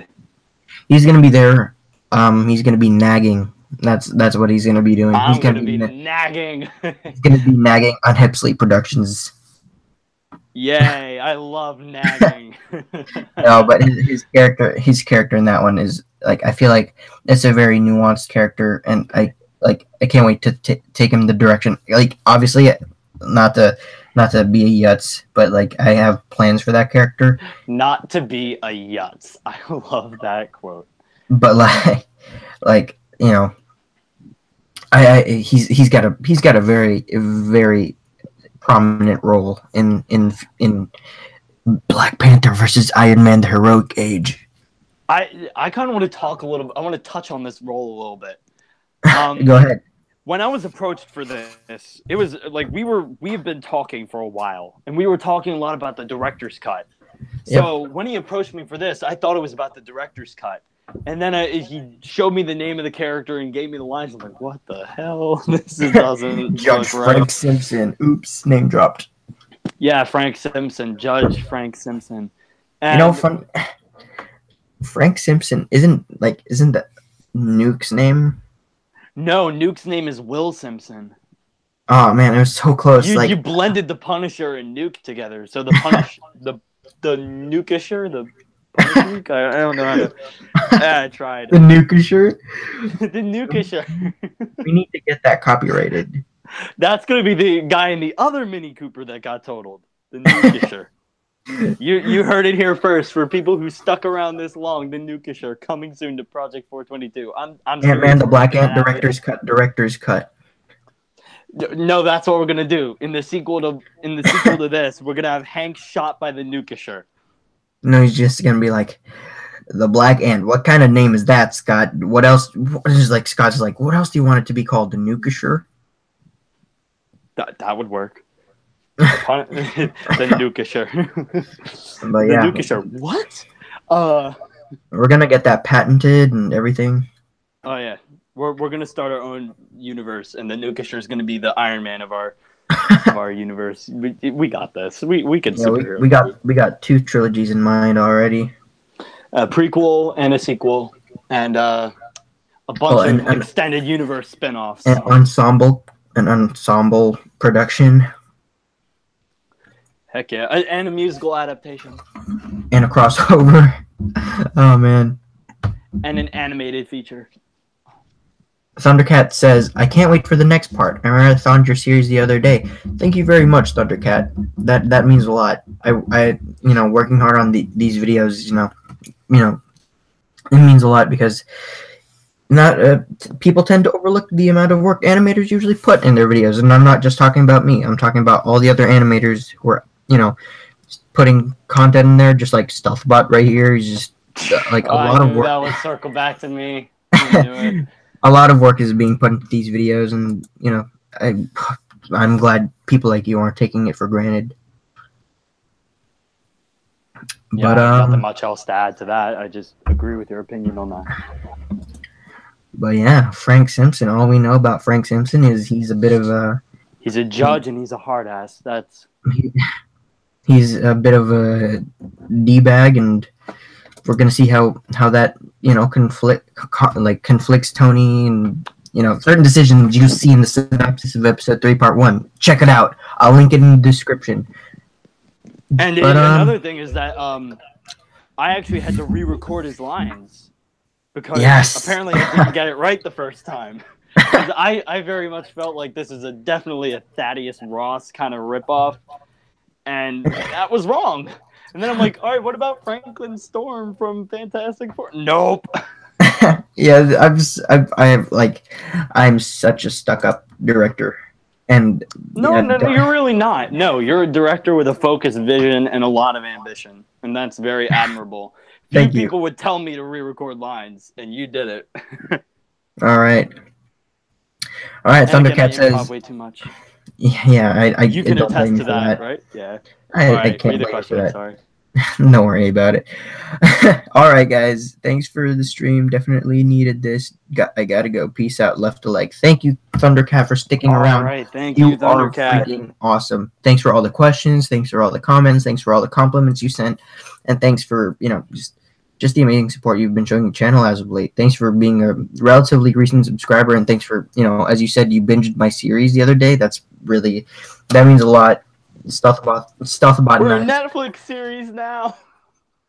Yeah, we're just couldn't. That is something we should do. We should we should take all the episodes and release them all together. Do a whole series and release them at once. People are gonna keep bugging me for the season 2, and no, that's definitely not gonna be the case. I hope to do something like that one day. That would be cool.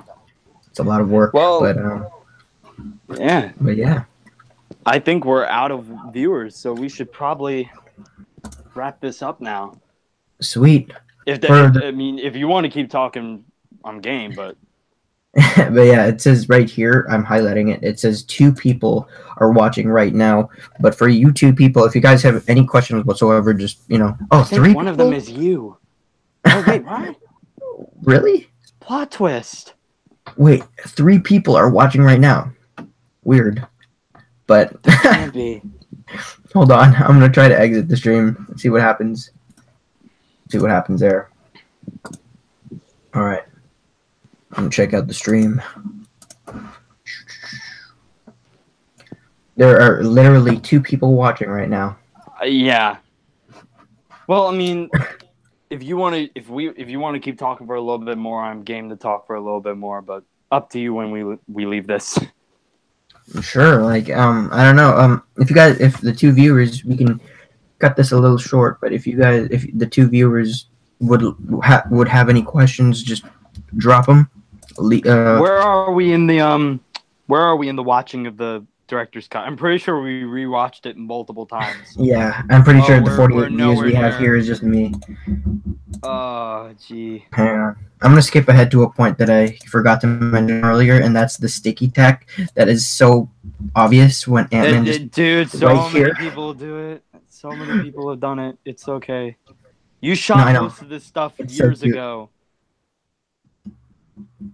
But yeah, man, it would have been really fun if we had the rest of the cast on here. Yeah, it would be fun. That would be a lot of fun. Maybe for another project. Hopefully. Do a big I've been a part of big cast Q&As, and they're fun. They're pretty cool. For sure. We'll see if we can do that again. All right, for the 1 person watching now, which I'm pretty certain is me. Thanks for tuning in. We should do for the deleted scene, we should do an Instagram live stream commentary. You heard it here first, folks. We're going to do an Instagram live stream for the release of the director's cut deleted scene. So stick around for that, which hopefully just hit that like button and, just keep bugging Stealthabotte to get on back to YouTube. And I'm kidding. But yeah, thanks for sticking around, guys, and thanks for tuning into the live stream. And if you guys are watching this right after and you missed the stream, thanks for watching all the way from the beginning to the end. You're very much appreciated. Thanks for hitting that like button. Please do check out the cast and crew, as pretentious as that sounds. The cast and crew behind Ant-Man the Black Ant, be it the director's cut or the original version. Those guys are awesome. Thanks for tuning in to this live stream, and thanks for asking us your questions. Thanks to Stealthabotte for joining. Very glad to be here. Yeah, this was really fun. hope to do this again. But yeah, so much for sticking around. And as Scott Lang would say, I don't know what Scott Lang would say. I was just trying to do a good close up. Can someone get me some orange slices? Yes, there you go. Orange slices for the win. We're gonna have orange slices next stream. Are we really? But yeah, thanks for Dude, sticking have fun around. shipping those to me. Thanks for sticking around, everybody. Thanks.